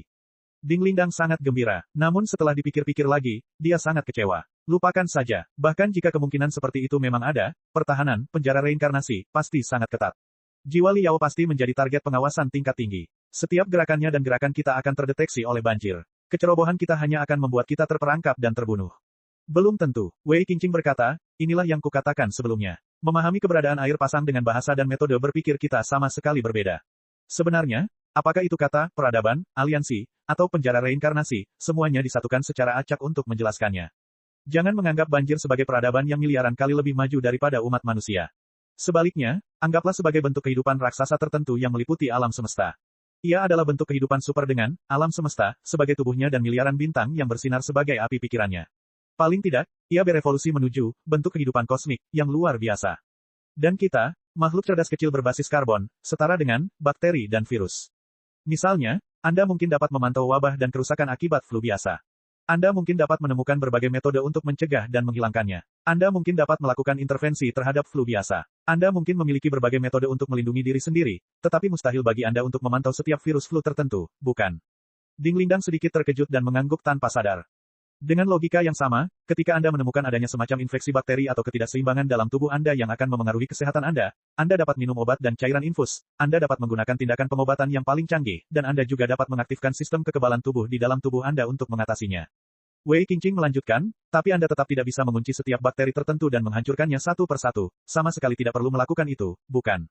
Dipahami, Ding Lingdang berkata, saya agak mengerti apa yang ingin Anda katakan. Anda mengatakan bahwa, dengan asumsi bahwa pasang surut adalah raksasa yang sangat besar, karena raksasa itu terlalu besar, mustahil baginya untuk berkomunikasi dengan kita, bakteri dan virus secara langsung, dan bahkan sulit baginya untuk memantau bakteri dan virus tertentu. Setelah miliaran tahun evolusi, ia benar-benar berubah menjadi bentuk kehidupan yang sama sekali berbeda dari kita dan memutus kemampuan untuk berkomunikasi dengan kita. Ya, belum lagi raksasa itu masih dalam kondisi terlemahnya. Anda mungkin membayangkannya sebagai raksasa yang terluka parah dan hampir tidak bernapas. Wei Qingqing berkata, ia berusaha sekuat tenaga untuk mengobati penyakitnya. Mungkin, rencana pengobatannya akan menghilangkan miliaran kuman dan virus dalam sekejap mata. Namun, bagaimana dengan memantau bakteri dan virus tertentu? Saya rasa itu tidak perlu. Sekarang saya mengerti. Ketika raksasa menelan semua bintang di alam semesta dan seluruh alam semesta perlu memproses informasi tak berujung dari miliaran bintang setiap detik, memang sulit untuk memeras kemampuan komputasi yang berlebihan untuk memberikan perhatian khusus pada jiwa yang kosong. Ding Lingdang bergumam, namun, bahkan jika kita bisa masuk ke penjara reinkarnasi, itu akan memakan waktu ratusan tahun lagi. Bisakah Liao benar-benar menunggu selama itu? Bab 3160, Kegilaan Pemberontakan Penjara. Saya tidak tahu apakah Liao dapat menunggu selama itu atau tidak, tetapi saya tahu bahwa waktu dan ruang adalah sama di lautan multiverse. Mereka dapat diputar, dilipat, dan ditembus. Wei Qingqing berkata, sebagai makhluk cerdas berbasis karbon, tidak peduli seberapa banyak kita berevolusi, rentang hidup manusia memiliki batas. Paling lama, bisa beberapa ratus tahun, atau bahkan 1000 tahun. Namun, saya telah mendengar bahwa banyak roh heroik yang terkunci di penjara reinkarnasi, telah ada selama puluhan ribu tahun, ratusan ribu tahun, atau bahkan jutaan tahun. Itu sama sekali tidak mungkin jika tidak melibatkan hukum kompresi waktu, distorsi waktu, atau pembekuan waktu tertentu. Di sisi lain, bentuk kehidupan yang berbeda memiliki perasaan yang berbeda tentang skala waktu. Tidak mungkin bakteri memiliki perasaan yang sama seperti manusia tentang berlalunya waktu. Demikian pula, jika Liao benar-benar memasuki penjara reinkarnasi dan menjadi sesuatu yang sama sekali berbeda, mungkin 1000 tahun perubahan bagi Anda dan saya hanyalah momen singkat baginya. Ada kemungkinan lain, jika jiwa Liao sepenuhnya didigitalkan dan divirtualkan, dan kebenaran penjara reinkarnasi ternyata adalah dunia virtual yang independen dari alam semesta 3 dimensi, aliran waktu pasti memiliki misteri lain. Singkatnya, aku percaya bahwa selama semangat kepahlawanan Liao tidak padam, dan kamu dapat terus berjuang sampai saat kamu menerobos penjara reinkarnasi, kamu akan memiliki kesempatan untuk bertemu dengannya lagi. Seperti ini, Ding Lingdang tak kuasa menahan anggukan kepalanya saat dia mengingat kembali puluhan ribu tahun pemadatan yang disebabkan oleh perubahan kelengkungan waktu di kedalaman reruntuhan purba. Namun, menurutku, meskipun jiwa Liao masih ada, dia pasti sudah menghapus sebagian besar informasi tentang hidupnya. Mustahil baginya untuk mengingat apapun yang terjadi dalam 40.000 tahun kultivasi di alam semesta Pangu. Dia bahkan mungkin tidak tahu siapa dirinya. Wei Qingqing berkata, jika kau benar-benar ingin menemukannya, kau harus menemukan cara untuk mengirim pesan ke penjara reinkarnasi terlebih dahulu untuk membangkitkan ingatannya, keinginannya, dan dirinya sendiri. Aku percaya bahwa selama dia dapat mengingat siapa dirinya, dia pasti akan menjungkirbalikkan penjara reinkarnasi. Kau tidak perlu khawatir sama sekali. Kirim pesan ke penjara reinkarnasi. Ding Lingdang berpikir sejenak. Bukankah itu sama saja dengan masuk ke dalam perangkap? Semua yang dilakukan Liao adalah menghancurkan informasi.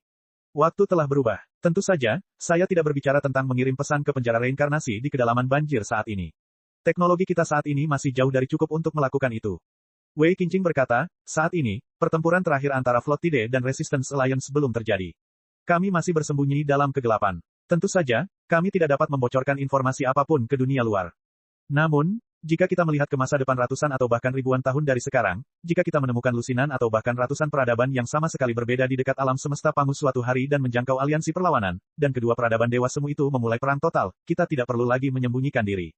Sebaliknya, jika kita dapat menjangkau penjara reinkarnasi di kedalaman banjir dan membangunkan semua pahlawan di sana, kegilaan pengkhianatan, yang ratusan kali lebih intens daripada rencana burung Nasar, mungkin menjadi kunci kemenangan.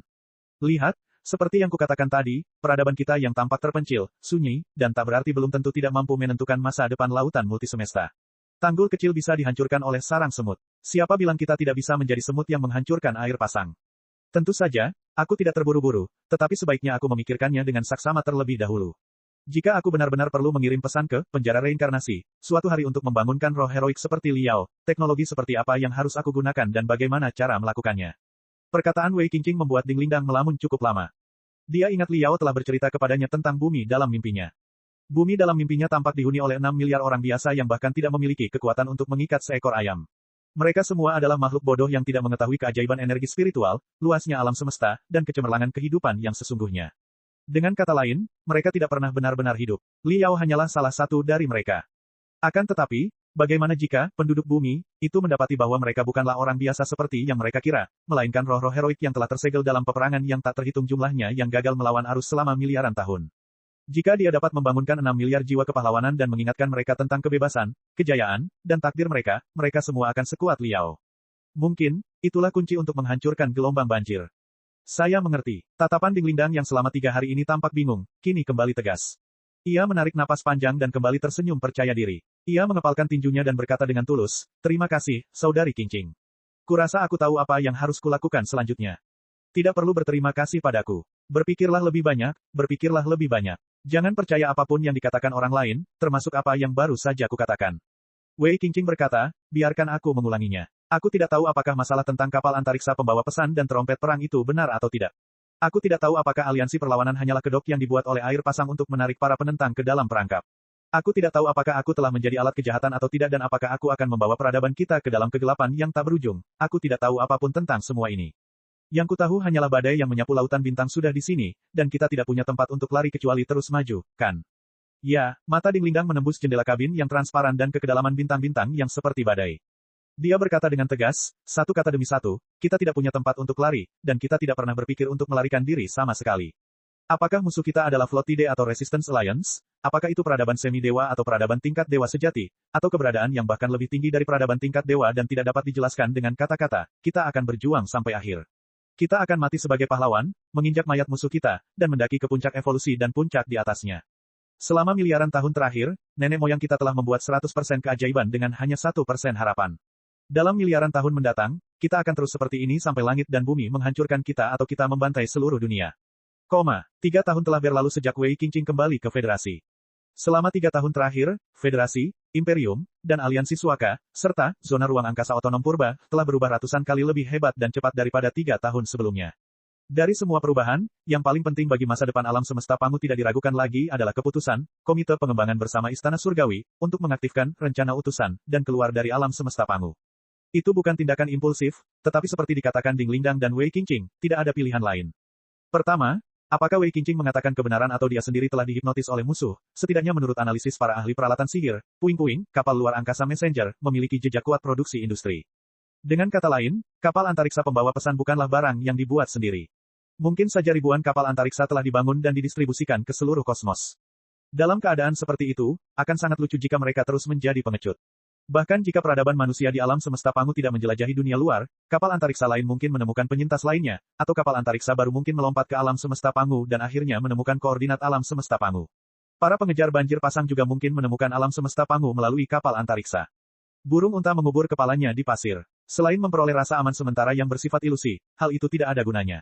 Kedua, jika Wei Qingqing benar-benar terhipnotis oleh peradaban yang bermusuhan, tujuannya adalah untuk memikat mangsa ke dalam perangkapnya sehingga proses perburuan menjadi lebih mudah. Bahkan jika mangsanya tidak tertipu, pemburu itu akan tetap datang sendiri dalam waktu dekat. Dengan skala Pangu Universe, tidak mungkin ia dapat berkembang menjadi peradaban yang dapat bersaing dengan peradaban di tingkat dewa kuasi dalam beberapa ribu tahun. Lalu, apa perbedaan antara tertipu dan tidak tertipu? Ketiga, memang benar bahwa koalisi pemberontak bukanlah peradaban yang baik. Mungkin mereka berencana untuk menggunakan para penyintas sebagai umpan meriam, tetapi umpan meriam juga harus dilatih sampai batas tertentu. Beberapa dari mereka akan diberikan senjata berpresisi tinggi, dan beberapa dari mereka akan memiliki kesempatan untuk bertahan hidup di medan perang yang brutal. Membangun legenda mereka sendiri dengan darah dan keberanian lebih baik daripada menunggu untuk dibunuh. Singkatnya, sebuah peradaban harus berkomunikasi dengan dunia luar agar dapat berkembang. Perang adalah bentuk komunikasi yang paling maju. Peradaban manusia di alam semesta Pangu harus berperang melawan dua peradaban dewa semu. Tentu saja, baik Federasi, Imperium, maupun Aliansi Suaka, maupun para pemimpin bijak di antara para penyintas era purba, tidak akan cukup bodoh untuk mengikuti aturan aliansi perlawanan. Pengalaman Liao dalam ujian pamungkas sektor asal surga memberitahu semua orang bahwa perolehan kekuatan apapun memiliki harga yang sama. Hadiah yang jatuh dari langit dan terlalu canggih seringkali merupakan tanda kehancuran sebuah peradaban. Mereka yang telah belajar dari kesalahan mereka tidak mengaktifkan fungsi pemulihan diri dan replikasi puing-puing kapal induk. Sebaliknya, mereka menganalisis puing-puing tersebut, mengambil teknologinya, dan menerapkannya pada kapal antariksa dan susunan teleportasi mereka. Peradaban Pangu membanggakan teknologi canggih dalam navigasi ruang angkasa dan lompatan ruang angkasa, cukup canggih untuk melintasi tembok hitam. Teknologi jembatan Bifrost, susunan teleportasi super yang diambil Gu Wuxin dari para tawanan Legiun Pasang Banjir, juga telah dikuasai oleh para ahli manusia selama 3 tahun terakhir. Bersamaan dengan teknologi anti-lipatan ruang angkasa, yang terdapat dalam puing-puing kapal luar angkasa pembawa pesan yang dibawa Wei Qingqing, meskipun masih di luar pemahaman peradaban manusia, bukan sepenuhnya mustahil untuk meningkatkan kapal luar angkasa penjelajahan peradaban Pangu dengan teknologi, mengetahui apa adanya tetapi tidak mengetahui mengapa demikian. Cek. Rakan-rakan kultivator sekalian, sebelum retret, sila terus berkultivasi untuk jurus subscribe, like, share dan komentar agar sekte novel Sadim terus berkembang pesat.